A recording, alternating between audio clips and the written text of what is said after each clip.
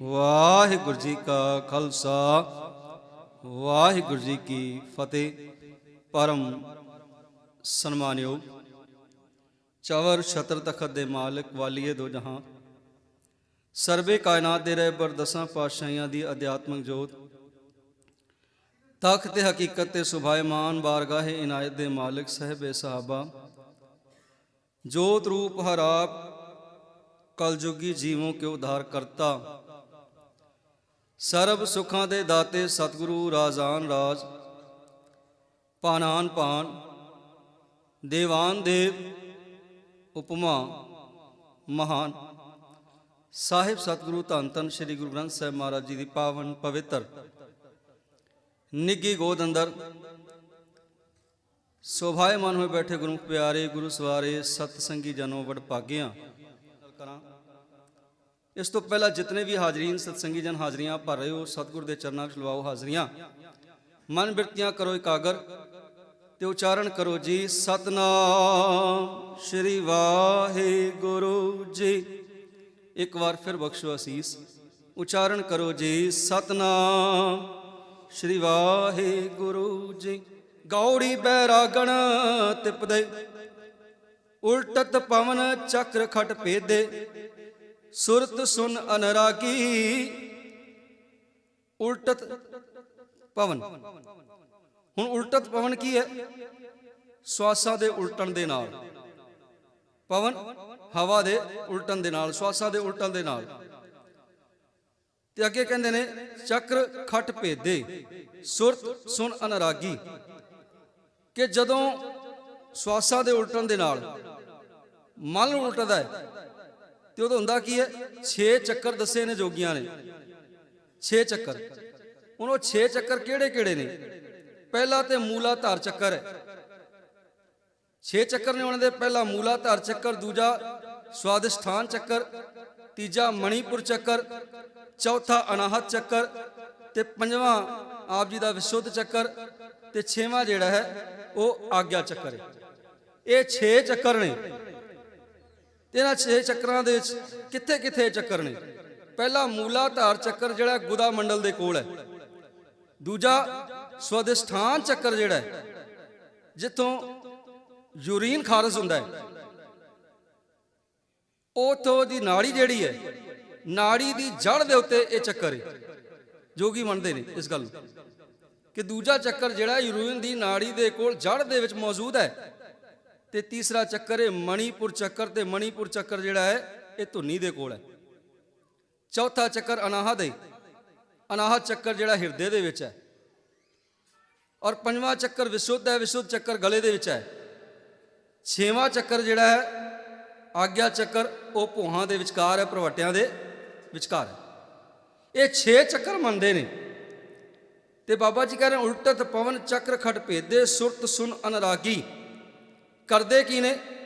कुंडली नाड़ी जिहड़ी है ਇਹਦੇ ਵਿੱਚੋਂ ਸਵਾਸਾਂ ਨੂੰ ਟਿਕਾ ਕੇ ਗੁਦਾ ਚੱਕਰ ਤੋਂ ਮੂਲਾਧਾਰ ਚੱਕਰ ਤੋਂ ਸਾਰੇ ਚੱਕਰਾਂ ਦੇ ਵਿੱਚੋਂ ਇਸ ਨਾਲ ਕੱਢਦਿਆਂ ਹੋਇਆ ਸਵਾਸਾਂ ਨੂੰ ਅੰਤ ਜਾ ਕੇ ਦਸਮ ਦੁਆਰ ਤੇ ਸਵਾਸ ਟਿਕਾ ਲੈਂਦੇ ਨੇ। ਔਰ ਜਿੰਨੀ ਦੇਰ ਇਹ ਲੋਕ ਸਮਾਧੀ ਦੇ ਵਿੱਚ ਬਹਿੰਦੇ ਨੇ ਉਨੀ ਦੇਰ ਉਹ ਸਵਾਸ ਜਿਹੜੇ ਨੇ ਇਹ ਦਸਮ ਦੁਆਰ ਦੇ ਵਿੱਚ ਟਿਕਾ ਕੇ ਰੱਖਦੇ ਨੇ, ਨਾੜੀਆਂ ਦੇ ਵਿੱਚੋਂ ਘੁਮਾ ਕੇ ਲੈ ਜਾਂਦੇ ਨੇ, ਇਹਨਾਂ 6 ਚੱਕਰਾਂ 'ਚੋਂ ਘੁਮਾ ਕੇ ਲੈ ਜਾਂਦੇ ਨੇ। और उन्नी देर वो श्वास नीचे नहीं उतरन देंदे, थले नहीं उतरन देंदे, बल्कि श्वास को उत्ते टिकाई रखते हैं। इस तरह लगता है कि बंदा मरिया होया बैठा समाधि च बह जाते हैं। पातशाह जी कहते हैं उल्टत पवन चक्र खट पेदे सुरत सुन अनरागी। सुरत जिहड़ी है उतां लै जाते हैं। कारां वाले पासे दौड़ते हुए मन नूं लिया के बैराग की अवस्था में टिका लेंदे ने। ये मन टिकाउण दी अवस्था है कि मन इस तरह टिक जाता है। पर सतगुरु कह लगे नहीं, विकारां वाल दौड़ते हुए मन को इस तरह नहीं टिकाया जा सकता। मन की है? पहला तो आप यही समझ लीए मन है कि मन कहते किनू ने? मन संस्कृत के अल्फाज मनुष्य भाषा तो होने दे विच आया। संस्कृत के अल्फाज मनुष्य तो होने दे विच मन आया। जिस तरह सानू ज्ञान इंद्रे नज़र आउंदे ने, सानू ज्ञान इंद्रे नज़र आउंदे ने ਜਾਂ ਹੋਰ ਇੰਦਰੇ ਸਾਨੂੰ ਨਜ਼ਰ ਆਉਂਦੇ ਨੇ ਬਾਹਰੀ ਤੌਰ ਤੇ। ਇਸ ਤਰ੍ਹਾਂ ਮਨ ਨਾਮ ਦਾ ਕੋਈ ਵੀ ਇੰਦਰਾ ਇਸ ਸਰੀਰ ਦੇ ਅੰਦਰ ਨਹੀਂ ਜੇ। ਮਨ ਨਾਮ ਦਾ ਕੋਈ ਇੰਦਰਾ ਨਹੀਂ ਹੈ, ਭਾਵੇਂ ਸਕੈਨਿੰਗ ਕਰਵਾ ਲਓ, ਭਾਵੇਂ ਅਲਟਰਾਸਾਊਂਡ ਕਰਵਾ ਲਓ, ਮਨ ਨਾਮ ਦਾ ਇੰਦਰਾ ਕੋਈ ਨਹੀਂ ਹੈ ਸਰੀਰ ਦੇ ਅੰਦਰ, ਤੁਹਾਨੂੰ ਨਹੀਂ ਮਿਲੇਗਾ ਮਨ। ਫਿਰ ਮਨ ਹੈ ਕੀ? ਮਨ ਹੈ ਸੰਕਲਪ, ਵਿਕਲਪ, ਜੋ ਵਿਚਾਰ ਬੁੱਧੀ ਦੇ ਤਲ ਤੇ ਉੱਠਦੇ ਨੇ ਉਹਨਾਂ ਦੇ ਸਮੂਹ ਨੂੰ ਮਨ ਕਿਹਾ ਜਾਂਦਾ ਹੈ। ਸੰਕਲਪ, ਵਿਕਲਪ ਔਰ ਜਿਹੜੇ ਮਾੜੇ ਚੰਗੇ ਵਿਚਾਰ ਬੁੱਧੀ ਦੇ ਤਲ ਤੇ ਉੱਠਦੇ ਨੇ ਉਹਨਾਂ ਦੇ ਸਮੂਹ ਨੂੰ ਮਨ ਕਿਹਾ ਜਾਂਦਾ ਹੈ। ਹੁਣ ਮਨ ਦੀ ਪੈਦਾਇਸ਼ ਬਾਰੇ ਸਤਿਗੁਰੂ ਜੀ ਨੇ ਬੜੇ ਸੁੰਦਰ ਖਿਆਲ ਦਿੱਤੇ ਨੇ ਬਾਣੀ ਦੇ ਅੰਦਰ। ਸਤਿਗੁਰੂ ਜੀ ਨੇ ਇਸ ਸਰੀਰ ਨੂੰ ਪਤਨੀ ਦਾ ਦਰਜਾ ਦਿੱਤਾ ਹੈ, ਆਤਮਾ ਨੂੰ ਪਤੀ ਦਾ ਦਰਜਾ ਦਿੱਤਾ ਹੈ, ਔਰ ਇਹਨਾਂ ਦੇ ਸਵਾਲ ਜਵਾਬ ਕਰਾਏ ਨੇ ਦੋਵਾਂ ਦੇ ਬਾਣੀ ਦੇ ਵਿੱਚ। ਧਨ ਕਹੇ ਤੂੰ ਵਸ ਮੈਂ ਨਾ ਲਏ। ਧਨ ਇਸਤਰੀ, ਸ਼੍ਰੀ ਰੂਪੀ ਇਸਤਰੀ ਪਤੀ ਨੂੰ ਕਹਿ ਰਹੀ ਹੈ, ਆਤਮਾ ਰੂਪੀ ਪਤੀ ਨੂੰ ਕਹਿ ਰਹੀ ਹੈ। ਧਨ ਕਹੇ ਤੂੰ ਵਸ ਮੈਂ ਨਾ ਲਏ, ਪ੍ਰੇ ਸੁਖਵਾਸੀ ਬਾਲ ਗੋਪਾਲੇ, ਬਚਨ ਦੇ ਛੋੜ ਨਾ ਜਾ ਸਾਹੇ। ਕਹਿੰਦੇ ਸ਼੍ਰੀ ਰੂਪੀ ਪਤਨੀ ਆਤਮਾ ਰੂਪੀ ਪਤੀ ਨੂੰ ਕਹਿੰਦੀ ਹੈ, ਭਲਿਆ ਸਾਡਾ ਦੇਖ ਕਿੰਨਾ ਸੋਹਣਾ ਸੰਜੋਗ ਬਣਿਆ ਹੈ, ਕਿੰਨਾ ਸੋਹਣਾ ਸੰਜੋਗ ਸੰਸਾਰ ਦੇ ਅੰਦਰ ਜੁੜਿਆ। ਅਸੀਂ ਦੋਵੇਂ ਇਕੱਠੇ ਹੋਏ ਹਾਂ, ਮੈਂ ਤੇ ਤੂੰ ਇਕੱਠੇ ਹੋਏ ਹਾਂ, ਔਰ ਮੈਂ ਤੇਰੇ ਕੋਲ ਇੱਕ ਬਚਨ ਲੈਣਾ ਚਾਹੁੰਦੀ ਹਾਂ। ਸ਼੍ਰੀ ਰੂਪੀ ਪਤਨੀ ਆਤਮਾ ਰੂਪੀ ਪਤੀ ਨੂੰ ਕਹਿੰਦੀ ਹੈ, ਮੈਂ ਇੱਕ ਬਚਨ ਲੈਣਾ ਚਾਹੁੰਦੀ ਹਾਂ। ਕਹਿ ਲਗੇ ਕਿਹੜਾ ਬਚਨ ਲੈਣਾ ਚਾਹੁੰਦੀ ਹੈ, ਦੱਸ। ਕਹਿੰਦੀ ਬਚਨ ਇਹ ਲੈਣਾ ਚਾਹੁੰਦੀ ਹਾਂ, ਜੇ ਪ੍ਰਮਾਤਮਾ ਨੇ ਸੰਜੋਗ ਬਣਾਇਆ ਇਹ ਸਦੀਵੀ ਬਣਿਆ ਰਹੇ, ਤੂੰ ਮੈਨੂੰ ਛੱਡ ਕੇ ਕਦੀ ਨਾ ਜਾਵੀਂ, ਮੈਨੂੰ ਛੱਡ ਕੇ ਕਦੀ ਨਾ ਜਾਵੀਂ ਇਕੱਲਿਆ। ਕਿਸੇ ਦਾ ਪਤਾ ਲੱਗੇ ਤੂੰ ਇਕੱਲਿਆ ਛੱਡ ਕੇ ਚਲਾ ਗਿਆ, ਮੈਂ ਇਕੱਲੀ ਰੋਂਦੀ ਰਵਾਂ। ਪਾਪ ਬਿਆਨਬਾਜ਼ੀ ਸੰਸਾਰਕ ਇਸਤਰੀ ਵਾਲੀ ਹੈ। ਜਿਵੇਂ ਸੰਸਾਰਕ ਇਸਤਰੀ ਪਤੀ ਨੂੰ ਕਹਿੰਦੀ ਹੈ, ਇਕਰਾਰ ਲੈਂਦੀ ਹੈ, ਉਸ ਤਰ੍ਹਾਂ ਹੀ ਇਕਰਾਰ ਲੈਣਾ ਚਾਹੁੰਦੀ ਹੈ। ਤੇ ਅੱਗੇ ਪਤੀ ਕੀ ਕਹਿੰਦਾ ਹੈ? ਫਿਰ ਕਹਿਆ ਹੁਕਮੀ ਬੰਦਾ, ਉਹ ਭਾਰੋ ਠਾਕੁਰ ਜਸਕਾਨ ਨ ਛੰਦਾ, ਜਿਚਰ ਰਾਖੇ ਤਿਚਰ ਤੁਮ ਸੰਗ ਰਹਿਣਾ, ਜਾਂ ਸੱਦੇ ਤਾਂ ਊਟ ਸਿਧਾਸਾ ਏ। ਕਹਿੰਦੇ ਜਿੰਨਾ ਚਿਰ ਪ੍ਰਮਾਤਮਾ ਨੇ ਮੈਨੂੰ ਤੇਰੇ ਨਾਲ ਰੱਖਣਾ ਹੈ ਓਨਾ ਚਿਰ ਮੈਂ ਰਹਿਣਾ, ਤੇ ਜਦੋਂ ਉਹਦਾ ਸੱਦਾ ਆ ਗਿਆ ਪ੍ਰਮਾਤਮਾ ਦਾ, ਉਦੋਂ ਮੈਨੂੰ ਤੈਨੂੰ ਛੱਡ ਕੇ ਜਾਣਾ ਪਏਗਾ। ਮੈਂ ਵਾਅਦਾ ਨਹੀਂ ਦੇ ਸਕਦਾ, ਮੈਂ ਇਕਰਾਰ ਨਹੀਂ ਕਰ ਸਕਦਾ। ਹੁਣ ਮਨ ਹੈ ਕਿ ਮਨ ਦੀ ਪੈਦਾਇਸ਼ ਕਿੱਥੋਂ ਹੋਈ? ਹੁਣ ਸਰੀਰ ਰੂਪੀ ਪਤਨੀ ਆਤਮਾ ਰੂਪੀ ਪਤੀ ਦੇ ਘਰ ਇੱਕ ਪੁੱਤਰ ਪੈਦਾ ਹੋਇਆ, ਜਿਹਦਾ ਜ਼ਿਕਰ ਭਗਤ ਕਬੀਰ ਸਾਹਿਬ ਨੇ ਆਪਣੀ ਬਾਣੀ 'ਚ ਕੀਤਾ।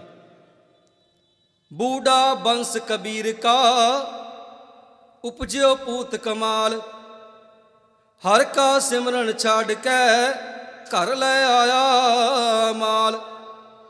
ਬੂਢਾ ਬੰਸ ਕਬੀਰ ਕਾ, ਕਹਿੰਦੇ ਆਤਮਾ ਰੂਪੀ ਪਤੀ ਸ਼੍ਰੀ ਰੂਪੀ ਪਤਨੀ ਬੁੱਢੇ ਹੋ ਗਏ ਨੇ।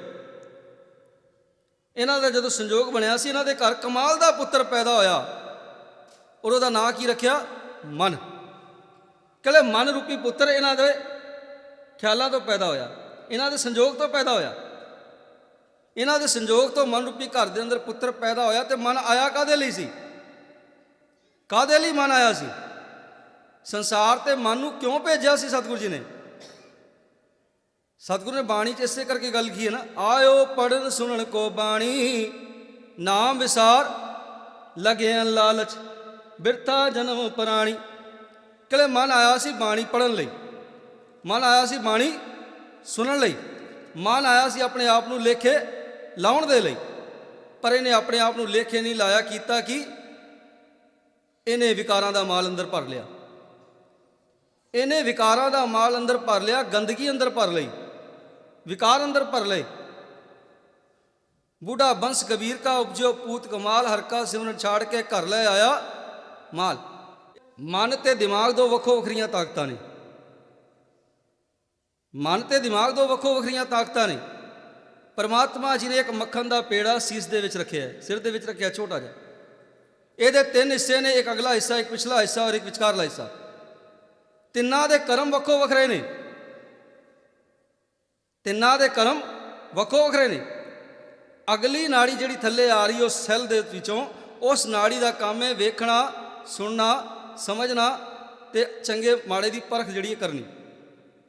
ਤੇ ਜਿਹੜੀ ਪਿੱਛੇ ਨਾੜੀ ਜਾ ਰਹੀ ਹੈ, ਇਹਦਾ ਕੰਮ ਹੈ ਬੈਲੈਂਸ ਪ੍ਰਦਾਨ ਕਰਨਾ, ਸਰੀਰ ਨੂੰ ਚੱਲਣ ਫਿਰਨ ਦਾ ਬੈਲੈਂਸ ਪ੍ਰਦਾਨ ਕਰਨਾ। ਸ਼ਕਤੀ ਪ੍ਰਦਾਨ ਕਰਨੀ, ਤਾਕਤ ਪ੍ਰਦਾਨ ਕਰਨੀ ਸਰੀਰ ਨੂੰ। ਤੇ ਵਿਚਕਾਰਲਾ ਜਿਹੜਾ ਸੈੱਲ ਹੈ, ਇਹਦਾ ਕੰਮ ਹੈ, ਇਹਦੇ ਵਿੱਚ ਇੱਕ ਤਰਲ ਪਦਾਰਥ ਬਣਦਾ ਹੈ, ਜਿਹਦੇ ਬਾਰੇ ਸਤਿਗੁਰੂ ਨੇ ਬਾਣੀ ਦੇ ਅੰਦਰ ਬੜਾ ਸੋਹਣਾ ਦ੍ਰਿਸ਼ਟਾਂਤ ਦਿੱਤਾ ਹੈ। ਇਹ ਤੇ ਸਾਇੰਟੀਫਿਕ ਉਦਾਹਰਣ ਹੈ, ਸਤਿਗੁਰੂ ਨੇ ਇਹ ਉਦਾਹਰਣ ਬਾਣੀ 'ਚ ਰੱਖੀ ਹੈ, ਆਪਾਂ ਉਹ ਵੀ ਵਿਚਾਰਾਂਗੇ। ਡਾਕਟਰ ਇਹ ਗੱਲ ਕਹਿੰਦੇ ਨੇ, ਸਾਇੰਸ ਇਹ ਗੱਲ ਕਹਿੰਦੀ ਹੈ ਕਿ ਉਸ ਸੈੱਲ ਦੇ ਵਿੱਚ ਜਿਹੜਾ ਤਰਲ ਪਦਾਰਥ ਹੈ ਨਾ, 1 ਤੋਂ 10 ਸਾਲ ਤੱਕ ਵੱਧਦਾ ਹੈ, 10 ਤੋਂ 20 ਤੱਕ ਵੱਧਦਾ ਹੈ, 20 ਤੋਂ 30 ਤੱਕ ਵੱਧਦਾ ਹੈ, 30 ਤੋਂ 40 ਤੱਕ ਵੱਧਦਾ ਹੈ, 40 ਤੋਂ 50 ਤੱਕ ਵੱਧਦਾ ਹੈ, 50 ਤੇ ਆ ਕੇ ਉਹ ਰੁਕ ਜਾਂਦਾ। ਤੇ ਜਦੋਂ 50 ਤੋਂ 60 ਵੱਲ ਉਮਰ ਪਾਸ ਜਾਂਦੀ ਹੈ, ਅੱਗੇ ਜਾਂਦੀ ਹੈ, ਤੇ ਉਹ ਘਟਣਾ ਸ਼ੁਰੂ ਹੋ ਜਾਂਦਾ ਹੈ। 60 ਤੋਂ 70 ਘਟਦਾ ਹੈ, 70 ਤੋਂ 80 ਘਟਦਾ ਹੈ, 80 ਤੋਂ 90 ਘਟਦਾ ਹੈ। ਜਿਉਂ-ਜਿਉਂ ਘਟਦਾ ਜਾਂਦਾ ਹੈ ਤੇ ਉਹ ਤੋਂ ਸਰੀਰ ਦੀ ਸੋਚਣ ਸਮਝਣ ਦੀ ਤਾਕਤ ਗੁਆਚ ਜਾਂਦੀ ਹੈ, ਬੁੱਧੀ ਚਲੀ ਜਾਂਦੀ ਹੈ, ਅਕਲ ਮੱਤ ਮਾਰੀ ਜਾਂਦੀ ਹੈ, ਪੈਰ ਹੱਥ ਕੰਮ ਕਰਨਾ ਬੰਦ ਕਰ ਦਿੰਦੇ ਨੇ, ਸਰੀਰ ਕੰਮ ਕਰਨਾ ਬੰਦ ਕਰ ਦਿੰਦਾ ਹੈ। ਕਹਿੰਦੇ ਸਾਰੀਆਂ ਸ਼ਕਤੀਆਂ ਜਿਹੜੀਆਂ ਨੇ ਉਹ ਘਟਦੀਆਂ ਚਲੀਆਂ ਜਾਂਦੀਆਂ। ਹੁਣ ਸਤਿਗੁਰੂ ਨੇ ਇਸ ਸਾਇੰਟੀਫਿਕ ਚੀਜ਼ ਨੂੰ ਬਾਣੀ ਵਿੱਚ ਕਿਸ ਤਰ੍ਹਾਂ ਰੱਖਿਆ? ਆਪਾਂ ਬਚਨ ਪੜ੍ਹਦੇ ਹਾਂ, 10 ਬਾਲਤਣ 20 ਰਵਣ, ਤੀਸਾ ਕਾ ਸੁੰਦਰ ਕਹਾਵੈ, 40 ਪੁਰ ਹੋਏ 85 पक्ष से 60 के बुढ़ेपा आवे। 17 का मतहीन घट गया ना, 60 ते आके बुढ़ापा आ गया। 17 का मतहीन, 80 का व्यवहार ना पावे। हुण घर दे विच कोई आउंदा है भैण भरा, सारी उम्र जिहदे नाल लिया, जो 17 की गल आई 80 की गल आई ते हुण पछाणिया ने जिंदा भरा भी ते घरदियां नूं पुछदा कौन आया जे। पुछदे ने कई बार बुजुर्ग कौन आया घर दे अंदर, पता नहीं कि भरा आया कि भैन आई है। हुण अवस्था चली गई है। 80 का व्यवहार न पावे, नवे का सहजासणी मूल न जाने, आप पल टंडोलम टुंडम डिठ मैं नानक जग तू का तौलहर। साइंटिफिक कारण सतगुरु जी ने रखे, कहले शरीर ते खीण हो जाता है। मैं आना मन ते ही है कि शरीर ते खीण हो जाता है। कबीर बेड़ा जरजरा फूटे 6000। शरीर अवस्था खीण हो जाती है, घट जाती है, पर एक शक्ति जिहड़ी है वो चलती रहती है। किहड़ी शक्ति? मन नाम की शक्ति। मन नाम की शक्ति कदे नहीं थकती। मन नाम की शक्ति कदे भी नहीं थकती। अगर शरीर बुढ़ापे वाल चला गया है तो मन फिर भी जवान रहिंदा जी। पातशाही बाणी कहती थाके नैन श्रवण सुन थाके, थाकी सुंदर काया, जरा हाथ दे सम्मत थाकी, एक न थाकस माया, बावरे ते ज्ञान विचार ना पाया। कि सारा कुछ थक गया, अखा थक गई, हथ पैर थक गए, शरीर थक गया, जर्जरा हो गया। कबीर बेड़ा जर्जरा फूटे 6000, पर एक चीज नहीं थकी। केड़ी? माया। जो मन माया का रूप से वो नहीं थकिया, वो दौड़दा, दसी दिशाएं दौड़दा। भाई गुरदास जी कहते हैं शुद्ध ना होवे बाल बुद्ध। छोटा बच्चा होंदा है तो उदों शुद्ध नहीं होंदी, उदों खेडदा, खिडौणियां च मस्त हुंदा, खाण पीण दे विच मस्त हुंदा। शुद्ध ना होवे बाल बुद्ध, बालक लीला विच भावै, भार तन भर जोबन पछताइए, पर तन पर निंद लुभावे। कहले जोबन आया तो उदों कीता की? पराई निंदिया कीती, पराई चुगली कीती, इन्हां विच मस्त रहा, पराया शरीर वेख्या, पर तन पर निंद लुभावे। बिरध होआ जंजाल विच महाजंजाल परिवार फहावे। ते होया की? जदों बिरध होया परिवार दे जंजाल पै गए। ना बचपन च जपिया, ना जवानी च जपिया, बुढ़ापा आया ते जपण दा वेला ही कोई नहीं। हुण परिवार दे जंजालां च पै गया। ते भाई गुरदास जी कहंदे ने अन्ना बोला पिंगला तन थका मन दे दिसतावे। कहले मन तन थक गया पर मन दौड़िया फिरदा। मन किवें दौड़िया फिरदा? मस्कीन साहब दी आपां एक विचार सुनते हैं कई बार। मैं आप जी की नजर कर दिया, गल पकड़ विच आ जाए, मन दौड़िया किवें फिरदा। शरीर जर्जरा हो गया, शरीर बेड ते पिया है, पर मन फिर भी दौड़ रहा। किवें दौड़ रहा? वो क्या करते सन कि एक बंदा बजुर्ग मंजे ते पिया है, मंजे ते पिया है, 4 पुत्र ने उहदे। हकीमां ते वैदां ने मना कर दिता, आखिरी वेला भी दी सेवा कर लो, 4 पुत्र। हुण घर वाली नूं पुछदा है कि वड्डा पुत्र कित्थे? आवाज़ निकलदी नहीं गले चों, जिन्नी कहे उस संसारी पुछदा है वड्डा कित्थे है?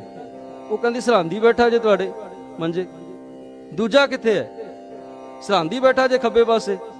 तीजा कित्थे है? पुआंदी बैठा सज्जे पासे। चौथा कित्थे है? वो भी पुआंदी बैठा जे खब्बे पासे। ਤੇ ਹੁਣ ਗਲੇ 'ਚੋਂ ਆਵਾਜ਼ ਨਹੀਂ ਨਿਕਲਦੀ। ਜਿਹੜੀ ਆਵਾਜ਼ ਹੈ ਉਹਦੇ ਨਾਲ ਰਾਮ ਨਾਮ ਜਪਣਾ ਹੈ, ਪਰ ਜਪਦਾ ਨਹੀਂ। ਕਹਿੰਦਾ ਕੀ ਹੈ, ਜੇ ਚਾਰੇ ਇੱਥੇ ਬੈਠੇ ਨੇ ਦੁਕਾਨ ਮੇਰਾ ਪਾਪਾ ਖੋਲੇਗਾ, ਦੁਕਾਨ ਮੇਰਾ ਪਿਓ ਖੋਲੇਗਾ। ਪਰ ਅਵਸਥਾ ਜਿਹੜੀ ਹੱਲੇ ਵੀ ਦੁਕਾਨ ਤੇ ਉੱਤੇ ਹੈ, ਹੱਲੇ ਵੀ ਅਵਸਥਾ ਮਾਇਆ 'ਚ। ਜਾਂ ਕੋ ਆਏ ਸੋਈ ਬਿਹਾਜੋ ਵਾਲੇ ਪਾਸੇ नहीं है, आयो सुनन पढ़न को बाणी वाले पासे नहीं है। हले भी अवस्था माया वाले पासे कि माया कमाई जाए, दुकान जाके खोलो। रब दी भगती नहीं है, गुरु दी भगती नहीं है। मन इत्थे भी दौड़िया फिरदा है। पर एक गल दा ध्यान रखना, जिन्हां दा मन गुरु नाल जुड़िया, मेरे सतगुरु नाल जुड़िया, उन्हां दा मन हमेशा जवान रहिंदा है। गुरमुख बुढ़े कदे नहीं, जिन्हां अंतर सुरत ज्ञान, जिन्हां दी सुरत रब नाल जुड़ी है, गुरु नाल जुड़ी है। 100 साल दे ऐसे बजुर्ग असीं कई बार वेखदे हां, 100 साल दे बजुर्ग वेखदे हां। प्यारो ऐसियां ऐसियां बाणियां उन्होंने चेते कर रखियां होंदियां ने जिहड़ियां असीं कदे सुणियां ही नहीं होंदियां। कई बार साडे बजुर्ग सामने आए होणगे इहो जिहियां बाणियां याद कर रखियां होंदियां ने जिहड़ियां असीं सुपने 'च नहीं सोचियां होंदियां कि ये बाणी है भी है संसार के अंदर कि नहीं गुरु दी। क्यों?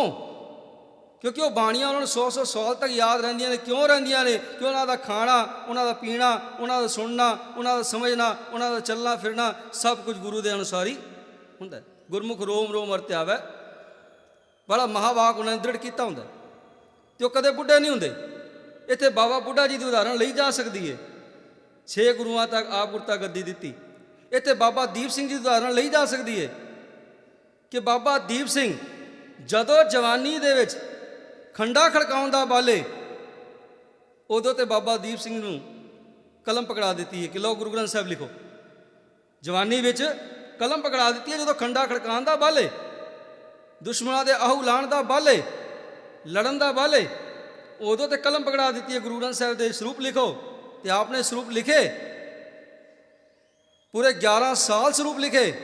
तो उस तो बाद जदों बुढ़ापा आया तो सतगुरु जी ने कृपान हथ फड़ा दी, खंडा हथ फड़ा दिता 18 सेर का। जदों लड़न का बल नहीं है, जदों कलम का बल है, उदों खंडा पकड़िया। जदों कलम का बल सी उदों प्यारो खंडा पकड़िया, तो जिस समय लड़न का बल सी उदों कलम पकड़ी है। ये कृपा गुरु दी सी, ये गुरु की मेहर सी कि बुढ़ापे दे भी खंडे दे नाल दुश्मनां दे आऊ उन्होंने लाए ने, प्राण उन्होंने लिया, क्योंकि मन उन्होंने टिकाणे दे विच सी। कोई उन्होंने जोगियां वाले कर्म नहीं किए सन, कोई उन्होंने सिद्धां वाले कर्म नहीं किए सन, नाड़ियां विच अपने प्राण नहीं उन्होंने टिकाए सन 10वें द्वार च ले जाके। प्यारो इहो जे कर्म नहीं किए सन, बल्कि विकारां वल दौड़दे हुए मन नूं गुरु वाले पासे ला दिता सी। हुण वेखो, मैं 1-2 दलीलां देणियां चाहांगा। भगत कबीर साहब की एक दलील आपां कल वाची सी कि मन की अवस्था की है। मन की अवस्था उस पंछी दे न्याई जिहड़ा पंछी कदे किसे डाल ते बहिंदा है ते कदे किसे डाल ते बहिंदा है, सारा दिन उडारियां दे विच रहिंदा है। कबीर मन पंखी पयो उड उड दे दिस जाए, जो जैसी संगत मिले सो तैसे खुल खाए। इस मन नूं भी कई तरह की संगत मिलती है, माड़ी संगत भी मिलती है तो चंगी संगत भी मिलती है। हुण दे मन की अवस्था इस तरह है जिवें पिस्टन की अवस्था। हुण पिस्टन की गति नूं भावें अगे वल चला लो तो भावें पिछे वल चला लो, उहदी गति नूं जिधर मर्जी मोड़ लो, जिधर मोड़ोगे उधर नूं चल पेगा। जे अगे नूं चलाओगे अगे नूं चल पेगा, जे पिछे नूं चलाओगे तो पिछे नूं चल पेगा। मन की अवस्था की है? मन की अवस्था है कि पानी साफ है, साढ़े कोल शुद्ध है, पर उस पानी दे विच रंग काला पाया तो वह रंग काला हो गया। जे उहदे लाल रंग पाया तो लाल हो गया, जे उहदे हरा रंग पाया तो पानी का रंग हरा हो गया। जिहो जिहा रंग पावांगे उहो जिहा होएगा, जिहो जी संगत इस मन उठावांगे उहो जिहा मन दौड़ेगा उस पासे, उहो जी संगत नूं ग्रहण करेगा मन। सतगुरु कहते मन नूं विकारां वाले पासों दौड़ तो बचाना है, गुरु वाले पासे लाना है। तो गुरु के उपदेशों की वरतों कर, एक कुंडली नाड़ी की वरतों ना कर। इस तरह मन काबू च नहीं आना, इस तरह मन नूं नहीं टिकाया जा सकता। मन नूं टिकाण दे होर बड़े तरीके इन्हां सिद्धां ने, इन्हां जोगियां ने वरते। तो पातशाह जी ने आवे ना जाए, ਮਰਨ ਜੀਵੇ ਤਾਸ ਖੋਜ ਬੈਰਾਗੀ। ਕਹਿੰਦੇ ਜਿਹੜਾ ਪ੍ਰਮਾਤਮਾ ਨਾ ਆਉਂਦਾ ਨਾ ਜਾਂਦਾ ਤੇ ਨਾ ਮਰਦਾ ਤੇ ਨਾ ਜੰਮਦਾ, ਨਾ ਉਹ ਜਨਮ ਦੇ ਵਿੱਚ ਹੈ ਨਾ ਮਰਨ ਦੇ ਵਿੱਚ ਹੈ, ਨਾ ਆਉਂਦਾ ਸੰਸਾਰੀਆਂ ਵਾਂਗੂ ਤੇ ਨਾ ਸੰਸਾਰੀਆਂ ਵਾਂਗੂ ਜਾਂਦਾ। ਉਹ ਪ੍ਰਮਾਤਮਾ ਕੀ ਹੈ? ਅਜੂਨੀ ਸਹਿਬ ਅੰਗ ਭਾਵ ਜੂਨਾਂ ਦੇ ਵਿੱਚ ਨਹੀਂ ਆਉਂਦਾ। ਸਹਿਬ ਅੰਗ ਦਾ ਭਾਵ ਉਹਦਾ ਪ੍ਰਕਾਸ਼ ਆਪਣੇ ਆਪ ਤੋਂ ਹੋਇਆ, ਉਹਦੀ ਮੂਰਤੀ ਨਹੀਂ ਬਣਾਈ ਜਾ ਸਕਦੀ। ਉਹਦੀ ਮੂਰਤੀ ਬਣਾ ਕੇ ਸਥਾਪਨ ਨਹੀਂ ਕੀਤੀ ਜਾ ਸਕਦੀ, ਜਿਹਦੇ ਬਾਰੇ ਸਤਿਗੁਰੂ ਨੇ ਕਿਹਾ ਥਾਪਿਆ ਨਾ ਜਾਏ ਕੀਤਾ ਨਾ ਹੋਏ ਆਪੇ ਆਪ ਨਿਰੰਜਨ ਸੋਏ। ਕਿ ਉਹਦਾ ਪ੍ਰਕਾਸ਼ ਆਪਣੇ ਆਪ ਤੋਂ ਹੈ, ਨਾ ਪੈਦਾ ਨਹੀਂ ਹੋਇਆ, ਨਾ ਆਉਂਦਾ ਨਾ ਜਾਂਦਾ। ਤੇ ਕਹਿਣ ਲੱਗੇ ਉਸ ਪਰਮਾਤਮਾ ਨੂੰ ਖੋਜ। ਜਦੋਂ ਪਰਮਾਤਮਾ ਨੂੰ ਖੋਜੇਗਾ ਤੇ ਬੈਰਾਗ ਦੀ ਅਵਸਥਾ ਪ੍ਰਾਪਤ ਹੋਏਗੀ। ਇਹ ਬੈਰਾਗ ਦੀ ਅਵਸਥਾ ਕੁੰਡਲੀ ਨਾੜੀ ਦੇ ਨਾਲ ਹੀ ਪ੍ਰਾਪਤ ਹੋਣੀ। ਇਸ ਤਰ੍ਹਾਂ ਮਨ ਨਹੀਂ ਟਿਕਣਾ, ਕਿਉਂਕਿ ਜਦੋਂ ਸਵਾਸ ਥੱਲੇ ਆ ਗਏ ਤੇ ਫਿਰ ਮਨ ਦੌੜੇਗਾ, ਫਿਰ ਯੋਗ ਵਾਲੇ ਪਾਸੇ ਜਾਵੇਗਾ। ਸਾਰਾ ਦਿਨ ਯੋਗ ਹੀ ਕਰਦਾ ਰਹੇਗਾ ਮਨ ਨੂੰ ਟਿਕਾਉਣ ਲਈ। ਬਸ ਇੱਕ ਯੋਗ ਕਰ ਲੈ ਗੁਰੂ ਦਾ, ਗੁਰੂ ਦੇ ਵਿਚਾਰਾਂ ਨੂੰ ਅਪਣਾ ਲੈ, ਮਨ ਨੂੰ ਗੁਰੂ ਦੇ ਵਿਚਾਰਾਂ ਵਾਲੇ ਪਾਸੇ ਲਾ ਲੈ। ਜਦੋਂ ਲਾਵੇਂਗਾ ਤੇ ਬੈਰਾਗ ਦੀ ਅਵਸਥਾ ਪ੍ਰਾਪਤ ਹੋਏਗੀ। ਮੇਰੇ ਮਨ ਹੀ ਉਲਟ ਸਮਾਨਾ। ਕਿਆ ਮੇਰੇ ਮਨਾ? ਪਾਤਸ਼ਾਹ ਜੀ ਨੇ ਉਲਟ ਸਮਾਨਾ, ਵਿਕਾਰਾਂ ਵਾਲੇ ਪਾਸੇ ਦੌੜਦਾ ਹੋਇਆ ਮਨ ਜਿਹੜਾ ਹੈ ਇਹਦਾ ਪ੍ਰਭਾਵ ਉਲਟ ਪਏਗਾ ਤੇ ਇਹ ਗੁਰੂ ਵਾਲੇ ਪਾਸੇ ਆ ਜਾਵੇਗਾ, ਗੁਰੂ ਦੀ ਅਵਸਥਾ ਵਿੱਚ ਆ ਜਾਵੇਗਾ। ਮਨ ਨੂੰ ਮੋੜਨ ਦੇ ਕਈ ਤਰੀਕੇ ਜੋਗੀਆਂ ਨੇ ਵਰਤੇ। ਉਹਨਾਂ ਦਾ ਜ਼ਿਕਰ ਸਤਿਗੁਰੂ ਨੇ ਬਾਣੀ ਦੇ ਅੰਦਰ ਕੀਤਾ। ਇੱਕ ਉਹ ਲੋਕ ਸਨ ਜਿਨ੍ਹਾਂ ਨੇ ਮਨ ਨੂੰ ਖੋਜਣ ਦੇ ਲਈ ਆਪਣੇ ਆਪ ਨੂੰ ਵਨਾਂ ਦੇ ਵਿੱਚ ਚਲੇ ਗਏ, ਜੰਗਲਾਂ ਦੇ ਵਿੱਚ ਚਲੇ ਗਏ। ਮਨ ਮਾਰਨ ਕਾਰਨ ਬਨ ਜਾਈਏ। ਮਨ ਨੂੰ ਮਾਰਨ ਦੇ ਲਈ ਵਨਾਂ ਦੇ ਵਿੱਚ ਗਏ। ਪਰ ਹੋਇਆ ਕੀ? ਜਿਸ ਮਨ ਨੂੰ ਮਾਰਨ ਦੇ ਲਈ ਵਨਾਂ ਦੇ ਵਿੱਚ ਗਏ ਉਹ ਮਨ ਮਰਿਆ ਨਹੀਂ, ਬਲਕਿ ਉਸ ਮਨ ਨੇ ਇਹਨਾਂ ਲੋਕਾਂ ਨੂੰ ਉਲਟਾ ਲਟਕਾ ਦਿੱਤਾ। ਦਾਸ ਨੂੰ ਸਤਿਗੁਰੂ ਜੀ ਨੇ ਕਲਮ ਦੀ ਦਾਤ ਵੀ ਦਿੱਤੀ ਹੈ। ਕਵਿਤਾਵਾਂ ਗੀਤ ਲਿਖਣ ਦਾ ਸ਼ੌਂਕ ਰਿਹਾ। ਪਹਿਲਾਂ ਆਮ ਗੀਤ ਲਿਖਦੇ ਸਨ, ਪਰ ਹੁਣ ਗੁਰੂ ਦੀ ਕਿਰਪਾ ਦੇ ਸਦਕਾ ਗੁਰੂ ਗੋਬਿੰਦ ਸਿੰਘ ਮਹਾਰਾਜ ਜੀ ਦਾ ਜੀਵਨ ਸ਼ੁਰੂ ਕੀਤਾ ਲਿਖਣਾ। ਕਲਮ ਨੂੰ ਮੋੜ ਦਿੱਤਾ ਉਸ ਪਾਸੇ ਤੋਂ ਇਸ ਪਾਸੇ ਵੱਲ ਗੁਰੂ ਦੀ ਕਿਰਪਾ ਦੇ ਨਾਲ। ਪਰ ਜਦੋਂ ਉਹੋ ਜਿਹਾ ਮਾਹੌਲ ਸੀ, ਉਹੋ ਜਿਹੇ ਗੀਤ ਲਿਖੀਦੇ ਸਨ ਤੇ ਆਰਕੈਸਟਰਾ ਨਾਲ ਵੀ ਜਾਈਦਾ ਸੀ। ਹੁਣ ਇਸ ਨੂੰ ਗਲਤ ਪਾਸੇ ਨਾਲ ਲੈ ਲੈਣਾ, ਕਿਉਂਕਿ ਬੰਦੇ ਦੀ ਕਈ ਵਾਰ ਜ਼ਿੰਦਗੀ ਪਹਿਲਾਂ ਕੁਝ ਹੋਰ ਹੁੰਦੀ ਹੈ ਤੇ ਬਾਅਦ ਵਿੱਚ ਕੁਝ ਹੋਰ ਹੋ ਜਾਂਦੀ ਹੈ, ਤਬਦੀਲ ਹੋ ਜਾਂਦੀ ਹੈ ਗੁਰੂ ਦੀ ਕਿਰਪਾ ਸਦਕਾ। ਇਹ ਨਹੀਂ ਕਿ ਅੱਜ ਵੀ ਉਹ ਜ਼ਿੰਦਗੀ ਹੈ, ਨਹੀਂ। ਅੱਜ ਕਲਮ ਨੂੰ ਮੋੜ ਦਿੱਤਾ ਹੈ, ਲਿਖਣ ਦੀ ਆਦਤ ਨੂੰ ਮੋੜ ਦਿੱਤਾ ਹੈ ਕਿ ਦੂਜੇ ਪਾਸੋਂ ਗੁਰੂ ਵਾਲੇ ਪਾਸੇ ਲੈ ਲਿਆ। ਤੇ ਇੱਕ ਪ੍ਰੋਗਰਾਮ ਤੇ ਜਾ ਰਹੇ ਸਾਂ ਤੇ ਰਸਤੇ ਦੇ ਵਿੱਚ ਇੱਕ ਝੁੰਡ ਦਰਖਤਾਂ ਦਾ ਨਜ਼ਰ ਆਇਆ। ਉਸ ਝੁੰਡ ਦੇ ਅੰਦਰ ਇੱਕ ਬਾਂਸ ਦੋ ਦਰਖਤਾਂ ਦੇ ਨਾਲ ਜੁੜਿਆ ਹੋਇਆ ਨਜ਼ਰ ਆਇਆ, ਬੰਨਿਆ ਹੋਇਆ ਨਜ਼ਰ ਆਇਆ। ਔਰ ਉਸ ਬਾਂਸ ਦੇ ਨਾਲ ਇੱਕ ਮਨੁੱਖ ਪੁੱਠਾ ਲਟਕਿਆ ਨਜ਼ਰ ਆਇਆ। ਹੁਣ ਵੇਖਿਆ, ਮਨ ਵਿੱਚ ਆਇਆ, ਮਨ ਗੱਡੀ ਕਿਹਾ ਡਰਾਈਵਰ ਨੂੰ, ਭਾਈ ਗੱਡੀ ਰੋਕ ਯਾਰ, ਪਿੱਛੇ ਲੈ ਗੱਡੀ, ਜਰਾ ਵੇਖੀਏ ਤੇ ਸਹੀ, ਪੁੱਛੀਏ ਤੇ ਸਹੀ। ਵਾਤਾਵਰਨ ਥੋੜਾ ਗੁਰਮਤ ਵਾਲਾ ਵੀ ਸੀ। ਜਾ ਕੇ ਪੁੱਛਿਆ ਕਿ ਭਾਈ ਤੂੰ ਪੁੱਠਾ ਕਿਉਂ ਲਟਕਿਆ ਬਾਂਸ ਦੇ ਨਾਲ? ਕਹਿੰਦਾ ਮਨ ਨੂੰ ਮਨਾਉਣ ਦੇ ਲਈ ਲਟਕਿਆ। ਹਾਸਾ ਬੜਾ ਆਇਆ। ਮੈਂ ਕਿਹਾ ਜਿਸ ਮਨ ਨੂੰ ਮਨਾਉਣ ਦੇ ਲਈ ਲਟਕਿਆ ਉਸੇ ਮਨ ਨੇ ਤੇ ਤੈਨੂੰ ਲਟਕਾਇਆ, ਉਸ ਮਨ ਨੇ ਤੇ ਪ੍ਰੇਰਣਾ ਦਿੱਤੀ ਤੂੰ ਲਟਕ, ਤੇ ਮਨ ਦੇ ਕਾਰਨ ਤੇ ਤੂੰ ਲਟਕਿਆ ਹੋਇਆ ਤੇ ਤੂੰ ਕਹਿੰਦਾ ਮਨ ਨੂੰ ਮਨਾ ਰਿਹਾ। ਮੈਂ ਮਨ ਨੂੰ ਮਨਾਉਣ ਲਈ ਇਹੋ ਜਿਹੇ ਕਾਰਨਾਮੇ ਵੀ ਲੋਕਾਂ ਨੇ ਕੀਤੇ, ਸਿੱਧਾਂ ਨੇ ਕੀਤੇ। ਆਪਣੇ ਆਪ ਨੂੰ ਪੁੱਠਾ ਲਟਕਾਇਆ, ਮਨ ਦੇ ਕਾਰਨ ਲਟਕਾਇਆ ਔਰ ਮਨ ਨੂੰ ਮਨਾਉਣਾ ਚਾਹੁੰਦੇ ਨੇ, ਪਰ ਮਨ ਫਿਰ ਵੀ ਨਾ ਮੰਨਿਆ। ਮਨ ਮਾਰਨ ਕਾਰਨ ਬਣ ਜਾਈਏ, ਲੋਕ ਗਏ। ਫਿਰ ਦੂਜਾ ਤਰੀਕਾ ਅਪਣਾਇਆ। ਦੂਜਾ ਤਰੀਕਾ ਸੀ ਕਿ ਚਿੱਟੇ ਪਾ ਲਏ, ਭਗਵੇਂ ਪਾ ਲਏ ਕਿ ਮਨ ਕਾਬੂ 'ਚ ਜਾ ਜਾਏਗਾ। ਪਰ ਸਤਿਗੁਰੂ ਨੇ ਕੀ ਕਿਹਾ? ਚਿੱਟੇ ਜਿਨ ਕੇ ਕੱਪੜੇ ਮੈਲੇ ਚਿੱਤ ਕਠੋਰ। ਕਹਿੰਦੇ ਚਿੱਟੇ ਜਿਨ ਕੇ ਕੱਪੜੇ, ਉੱਪਰੋਂ ਚਿੱਟੇ ਪਾਏ ਨੇ, ਭਗਵੇਂ ਪਾਏ ਨੇ। ਅੱਜ ਲੋਕਾਂ ਦੇ ਵਰਤਾਂਤ ਅਸੀਂ ਵੇਖ ਸਕਦੇ ਹਾਂ ਟੀਵੀਆਂ 'ਤੇ, ਸੰਤਾਂ ਦਾ ਵਰਤਾਂਤ ਵੇਖ ਸਕਦੇ ਹਾਂ, ਮਹਾਂਪੁਰਸ਼ਾਂ ਦਾ। ਕਹਿੰਦੇ ਮਹਾਂਪੁਰਸ਼ਾਂ ਪਰ ਅੰਦਰੋਂ ਕੁਝ ਹੋਰ ਨੇ। ਟੀਵੀਆਂ ਦੇ ਉੱਤੇ ਅਨੇਕਾਂ ਰੋਜ਼ ਖਬਰਾਂ ਸੁਣੀ ਦੀਆਂ ਨੇ, ਰੋਜ਼ ਇਹੋ ਜਿਹੇ ਮੇਲੇ ਵੇਖੀ ਦੇ ਨੇ ਉਹਨਾਂ ਦੇ। ਬਾਹਰੋਂ ਚਿੱਟੇ ਨੇ, ਬਾਹਰੋਂ ਭਗਵੇਂ ਨੇ, ਪਰ ਅੰਦਰ ਕਠੋਰ ਨੇ। ਤਿੰਨ ਮੁਖ ਨਾਮ ਨ ਉਪਜੇ, ਦੂਜੇ ਵਿਆਪੇ ਚੋਰ। ਕਹਿੰਦੇ ਮੁਖ ਦੇ ਵਿੱਚ ਨਾਮ ਨਹੀਂ ਹੈ, ਸਿਰਫ ਉਚਾਰਨ ਕਰਨੇ ਨੇ, ਅੰਦਰ ਨਾਮ ਨਹੀਂ, ਅੰਦਰ ਤੇ ਚੋਰ ਹੈ, ਅੰਦਰ ਤੇ ਮਲੀਨਤਾ ਦੇ ਨਾਲ ਭਰਿਆ ਪਿਆ। ਤੇ ਸਤਿਗੁਰੂ ਨੇ ਇਹ ਉਹਨਾਂ ਦਾ ਇੱਕ ਯਤਨ ਕੰਡੈਮ ਕਰ ਦਿੱਤਾ ਕਿ ਇਸ ਤਰੀਕੇ ਨਾਲ ਕਾਬੂ ਨਹੀਂ ਆ ਸਕਦਾ ਮਨ। ਹੁਣ ਮਨ ਕਾਬੂ ਕਿਵੇਂ ਆਵੇ? ਇੱਕ ਤਰੀਕਾ ਹੋਰ ਵਰਤਿਆ। ਕਿਹੜਾ? ਕਿ ਸਤਿਗੁਰੂ ਨੇ ਮਨ ਦੇ ਵਿੱਚ ਜਾਣ ਦਾ ਤਰੀਕਾ ਵੀ ਖਤਮ ਕਰ ਦਿੱਤਾ, ਕੰਡੈਮ ਕਰ ਦਿੱਤਾ। ਚਿੱਟਿਆਂ ਦਾ ਵੀ ਕੰਡੈਮ ਕਰ ਦਿੱਤਾ ਕਿ ਚਿੱਟਾ ਨਹੀਂ ਪਾਉਣਾ, ਭਗਵਾ ਨਹੀਂ ਪਾਉਣਾ, ਇਸ ਤਰ੍ਹਾਂ ਮਨ ਕਾਬੂ ਨਹੀਂ ਆ ਸਕਦਾ। ਹੁਣ ਤੀਜਾ ਯਤਨ ਇਹ ਕੀਤਾ ਗਿਆ ਜਿਹਦਾ ਭਗਤ ਕਬੀਰ ਸਾਹਿਬ ਨੇ ਜ਼ਿਕਰ ਕੀਤਾ ਆਪਣੀ ਬਾਣੀ ਦੇ ਅੰਦਰ, ਕਿ ਆਪਣਾ ਸਭ ਕੁਝ ਤਿਆਗ ਕੇ ਬਨਾਰਸ ਦੀ ਧਰਤੀ ਤੇ ਚਲੇ ਜਾਓ, ਔਰ ਬਨਾਰਸ ਦੀ ਧਰਤੀ ਤੇ ਜਾ ਕੇ ਉੱਥੇ ਤਪ ਕਰੋ। ਤਪ ਕਰਨ ਦੇ ਨਾਲ ਮਨ ਕਾਬੂ ਆ ਜਾਏਗਾ। ਪਰ ਭਗਤ ਕਬੀਰ ਸਾਹਿਬ ਕੀ ਕਹਿੰਦੇ ਨੇ? ਮਨੋ ਕਠੋਰ ਮਰੇ ਬਨਾਰਸ, ਨਰਕ ਨਾ ਬਾਛਿਆ ਜਾਈ।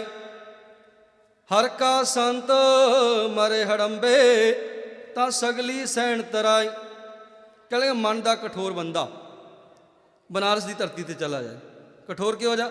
ਜਿਹਨੇ ਸਾਰੀ ਉਮਰ ਗਾਲਾਂ ਹੀ ਕੱਢੀਆਂ ਹੋਣ, ਫੱਕੜ ਤੋਲੇ ਹੋਣ, ਜਿਹਨੇ ਸਾਰੀ ਉਮਰ ਰਿਸ਼ਵਤਾਂ ਲਈਆਂ, ਜਿਹਨੇ ਸਾਰੀ ਉਮਰ ਲੋਕਾਂ ਦੀਆਂ ਜੇਬਾਂ ਵੱਢੀਆਂ, ਲੋਕਾਂ ਦੇ ਗਲੇ ਵੱਢੇ, ਲੋਕਾਂ ਦੇ ਘਰ ਤੋੜਨ ਤੱਕ ਗਿਆ, ਸਾਰੀ ਉਮਰ ਗਾਲੀ ਗਲੋਚ ਕੀਤਾ। ਅੰਤ ਵੇਲੇ ਬਨਾਰਸ ਦੀ ਧਰਤੀ ਤੇ ਜਾ ਕੇ ਉਹ ਰਾਮ ਨਾਮ ਜਪ ਲਏ। ਤੇ ਭਗਤ ਕਬੀਰ ਸਾਹਿਬ ਕਹਿੰਦੇ ਨੇ, ਭਲਿਓ ਮਨ ਦਾ ਕਠੋਰ ਬੰਦਾ ਬਨਾਰਸ ਦੀ ਧਰਤੀ ਵੀ ਬੈਠਾ ਰਹੇ ਤੇ ਉਹ ਪਾਰ ਉਤਾਰਾ ਨਹੀਂ ਹੋ ਸਕਦਾ, ਉਹਨੂੰ ਪਰਮਾਤਮਾ ਨਹੀਂ ਮਿਲ ਸਕਦਾ। ਹੁਣ ਸਾਡਾ ਬਨਾਰਸ ਕਿਹੜਾ ਹੈ? ਖਿਮਾ ਕਰ ਦੇਣੇ। ਸਾਡੇ ਵਿੱਚ ਵੀ ਇਹੋ ਜਿਹੇ ਕਰੈਕਟਰ ਹੈ ਨੇ, ਪਾਪ ਦੇ ਨਾਲ ਭਰੇ ਹੋਏ, ਗੁਨਾਹ ਦੇ ਨਾਲ ਭਰੇ ਹੋਏ। ਮੈਨੂੰ ਖਿਮਾ ਕਰ ਦੇਣਾ। ਮੈਂ ਖਿਮਾ ਮੰਗ ਕੇ ਕਹਿਣਾ ਚਾਹੁੰਦਾ, ਸਾਡੇ 'ਚ ਵੀ ਇਹੋ ਜਿਹੇ ਕਰੈਕਟਰ ਹੈ ਨੇ। ਔਰ ਸਾਡੇ ਵਿੱਚ ਇਹੋ ਜਿਹੇ ਕਰੈਕਟਰ ਕਹਿਣ ਕਿ ਹਰਿਮੰਦਰ ਸਾਹਿਬ ਜਾ ਕੇ ਮੈਂ ਪ੍ਰਾਣ ਤਿਆਗ ਦਿਆਂ, ਔਰ ਹਰਿਮੰਦਰ ਸਾਹਿਬ ਜਾ ਕੇ ਪ੍ਰਾਣ ਤਿਆਗ ਵੀ ਦੇਵੇ ਉਹ ਬੰਦਾ, ਤੇ ਸਾਡੇ ਵਰਗਾ ਰਿਸ਼ਤੇਦਾਰ ਉਹਦਾ ਉੱਠ ਕੇ ਕਵੇ ਕਿ ਮਰੋ ਤਾਂ ਹਰ ਕੈ ਦਵਾਰ, ਮਰੋ ਤਾਂ ਹਰ ਕੈ ਦਵਾਰ। ਇਹ ਹਰੀ ਦੇ ਦਵਾਰ ਮਰਿਆ, ਇਸ ਕਰਕੇ ਹਰੀ ਦੇ ਦਵਾਰ ਪਹੁੰਚ ਗਿਆ ਹੋਵੇਗਾ, ਗੁਰੂ ਰਾਮਦਾਸ ਜੀ ਨਾਲ ਇਹਦਾ ਮਿਲਾਪ ਹੋ ਗਿਆ ਹੋਵੇਗਾ। ਤੇ ਹੋ ਸਕਦਾ ਨਹੀਂ ਪਿਆਰਿਓ। ਭਗਤ ਕਬੀਰ ਸਾਹਿਬ ਨੇ ਸਿਰਫ ਉਹਨਾਂ ਲੋਕਾਂ ਹਿੰਦੂਆਂ ਦੇ ਲਈ ਬਚਨ ਨਹੀਂ ਕਿਹਾ, ਇਹ ਬਚਨ ਸਾਡੇ ਲਈ ਵੀ ਕਿਹਾ। ਪਰ ਥਾਏ ਸਾਖੀ ਮਹਾਂਪੁਰਖ ਬੋਲਦੇ ਸਾਂਝੀ ਸਗਲ ਜਹਾਨੇ, ਕਿ ਸਾਰਿਆਂ ਲਈ ਇਹ ਬੋਲ ਸਾਂਝਾ ਏ। ਕਿਹਨਾਂ ਲਈ? ਖੱਤਰੀ, ਬ੍ਰਾਹਮਣ, ਸ਼ੂਦ, ਵੈਸ, ਉਪਦੇਸ਼ ਚੌਂ ਵਰਨਾ ਕੋ ਸਾਂਝਾ, ਕਿ ਸਾਰਿਆਂ ਲਈ ਸਾਂਝਾ ਬਚਨ ਹੈ, ਕੇਵਲ ਹਿੰਦੂਆਂ ਲਈ ਨਹੀਂ ਹੈ, ਸਾਡੇ ਲਈ ਵੀ ਹੈ। ਸਾਡਾ ਬਨਾਰਸ ਹੈ ਹਰਿਮੰਦਰ ਸਾਹਿਬ ਦੀ ਧਰਤੀ, ਸਾਡਾ ਬਨਾਰਸ ਹੈ ਹਜੂਰ ਸਾਹਿਬ ਦੀ ਧਰਤੀ, ਸਾਡਾ ਬਨਾਰਸ ਹੈ ਪਟਨਾ ਸਾਹਿਬ ਦੀ ਧਰਤੀ, ਸਾਡਾ ਬਨਾਰਸ ਹੈ ਮਨੀਕਰਨ ਸਾਹਿਬ ਦੀ ਧਰਤੀ, ਸਾਡਾ ਬਨਾਰਸ ਹੈ ਪੰਜਾ ਸਾਹਿਬ ਦੀ ਧਰਤੀ, ਸਾਡਾ ਬਨਾਰਸ ਹੈ ਨਨਕਾਣਾ ਸਾਹਿਬ ਦੀ ਧਰਤੀ। ਇਹਨਾਂ ਧਰਤੀਆਂ ਤੇ ਵੀ ਜਾ ਕੇ ਕੋਈ ਪਾਪੀ ਮਨੁੱਖ, ਪਾਪੀ ਸਿੱਖ ਨਹੀਂ ਕਿਹਾ ਜਾ ਸਕਦਾ ਉਸਨੂੰ, ਪਾਪ ਦੇ ਨਾਲ ਜਿਹੜਾ ਭਰਿਆ, ਭਾਵੇਂ ਸਿੱਖੀ ਰੂਪ ਧਾਰਨ ਕੀਤਾ, ਉਹ ਬੰਦਾ ਇਹਨਾਂ ਥਾਵਾਂ ਤੇ ਵੀ ਜਾ ਕੇ ਪ੍ਰਾਣ ਤਿਆਗ ਦੇ। ਮੇਰੇ ਵਰਗੇ ਕਹਿਣ ਕਿ ਗੁਰੂ ਰਾਮਦਾਸ ਦੇ ਨਾਲ ਮਿਲਾਪ ਹੋ ਗਿਆ, ਹਰੀ ਦੇ ਦਵਾਰ ਜਾ ਕੇ ਮਰਿਆ, ਇਹ ਤਰ ਗਿਆ ਹੋਵੇਗਾ, ਤੇ ਭਗਤ ਕਬੀਰ ਸਾਹਿਬ ਕਦੇ ਨਹੀਂ ਹੋ ਸਕਦਾ, ਕਦੇ ਨਹੀਂ ਹੋ ਸਕਦਾ। ਮਨੋ ਕਠੋਰ ਮਰੇ ਬਨਾਰਸ, ਨਰਕ ਨਾ ਬਾਛਿਆ ਜਾਈ। ਭਗਤ ਕਬੀਰ ਸਾਹਿਬ ਸਾਰੀ ਉਮਰ ਬਨਾਰਸ ਦੀ ਧਰਤੀ ਤੇ ਰਹੇ। ਅੰਤ ਵੇਲੇ ਉਹ ਹੜੰਬੇ ਦੀ ਧਰਤੀ ਤੇ ਚਲੇ ਗਏ, ਜਿਹੜੀ ਸ਼ਰਾਪੀ ਹੋਈ ਸੀ, ਜਿਹੜੀ ਸ਼ਰਾਪੀ ਹੋਈ ਧਰਤੀ ਸੀ, ਉੱਥੇ ਚਲੇ ਗਏ। ਤੇ ਲੋਕਾਂ ਕਹਿ ਦਿੱਤਾ ਕਬੀਰ ਪਾਗਲ ਹੋ ਗਿਆ, ਬੌਰਾ ਹੋ ਗਿਆ। ਸਾਰੀ ਜ਼ਿੰਦਗੀ ਪਵਿੱਤਰ ਧਰਤੀ ਤੇ ਰਿਹਾ, ਅੰਤ ਵੇਲਾ ਅਪਵਿੱਤਰ ਧਰਤੀ ਤੇ ਚਲਾ ਗਿਆ। ਇਹਨੇ ਤੇ ਆਪਣਾ ਆਪਾ ਹੀ ਗਰਕ ਕਰ ਲਿਆ, ਇਹਨੇ ਸਾਰੀ ਜ਼ਿੰਦਗੀ ਤਬਾਹ ਕਰ ਲਈ ਆਪਣੀ। ਪਰ ਭਗਤ ਕਬੀਰ ਕਹਿੰਦੇ ਨਹੀਂ, ਇੱਕ ਮਨ ਦਾ ਪਾਪੀ ਬਨਾਰਸ ਦੀ ਧਰਤੀ ਤੇ ਬਹਿ ਜਾਏ ਤੇ ਤਰ ਨਹੀਂ ਸਕਦਾ, ਤੇ ਇੱਕ ਪੁੰਨੀ ਬੰਦਾ ਜੇ ਹੜੰਬੇ ਦੀ ਧਰਤੀ ਤੇ ਚਲਾ ਜਾਏ, ਉਹਦੇ ਚਰਨ ਹੜੰਬੇ ਦੀ ਧਰਤੀ ਤੇ ਵੀ ਪੈ ਜਾਣ, ਤੇ ਸੱਚ ਜਾਣਿਓ ਜਿਤਨਾ ਵੀ ਸ਼ਰਾਪ ਹੜੰਬੇ ਦੀ ਧਰਤੀ ਦਾ ਉਹ ਸਾਰਾ ਮਿਟ ਜਾਂਦਾ ਹੈ ਉਹਦੀ ਕਿਰਪਾ ਦੇ ਨਾਲ, ਉਹਦੇ ਸਪਰਸ਼ ਮਾਤਰ ਦੇ ਨਾਲ, ਉਹਦੇ ਚਰਨ ਧਰਨ ਦੇ ਨਾਲ। ਮਨੋ ਕਠੋਰ ਮਰੇ ਬਨਾਰਸ, ਨਰਕ ਨਾ ਬਾਛਿਆ ਜਾਈ। ਹਰ ਕਾ ਸੰਤ ਮਰੇ ਹੜੰਬੇ, ਤਸਗਲੀ ਸੈਨ ਤਰਾਈ। ਕਹਿੰਦੇ ਕਬੀਰ ਬੌਰਾ ਨਹੀਂ ਹੈ, ਬੌਰੇ ਹੋ ਲੋਕੋ ਤੁਸੀਂ, ਜਿਹੜੇ ਸਿਧਾਂਤ ਨੂੰ ਪੜਚੋਲ ਨਹੀਂ ਰਹੇ, ਵੇਖ ਨਹੀਂ ਰਹੇ। ਕਬੀਰ ਪਾਗਲ ਨਹੀਂ ਹੈ, ਕਬੀਰ ਬੌਰਾ ਨਹੀਂ ਹੈ। ਸੱਚ ਜਾਣਿਓ, ਲੋਕਾਂ ਨੇ ਯਤਨ ਕੀਤੇ ਮਨ ਨੂੰ ਮਾਰਨ ਦੇ ਲਈ, ਅਨੇਕਾਂ ਤਰੀਕੇ ਵਰਤੇ, ਪਰ ਸਤਿਗੁਰੂ ਨੇ ਕੰਡੈਮ ਕਰ ਦਿੱਤੇ ਸਾਰੇ ਤਰੀਕੇ, ਸਾਰੇ ਖਤਮ ਕਰ ਦਿੱਤੇ। ਹੁਣ ਮਨ ਕਾਬੂ ਕਿਵੇਂ ਆਵੇਗਾ?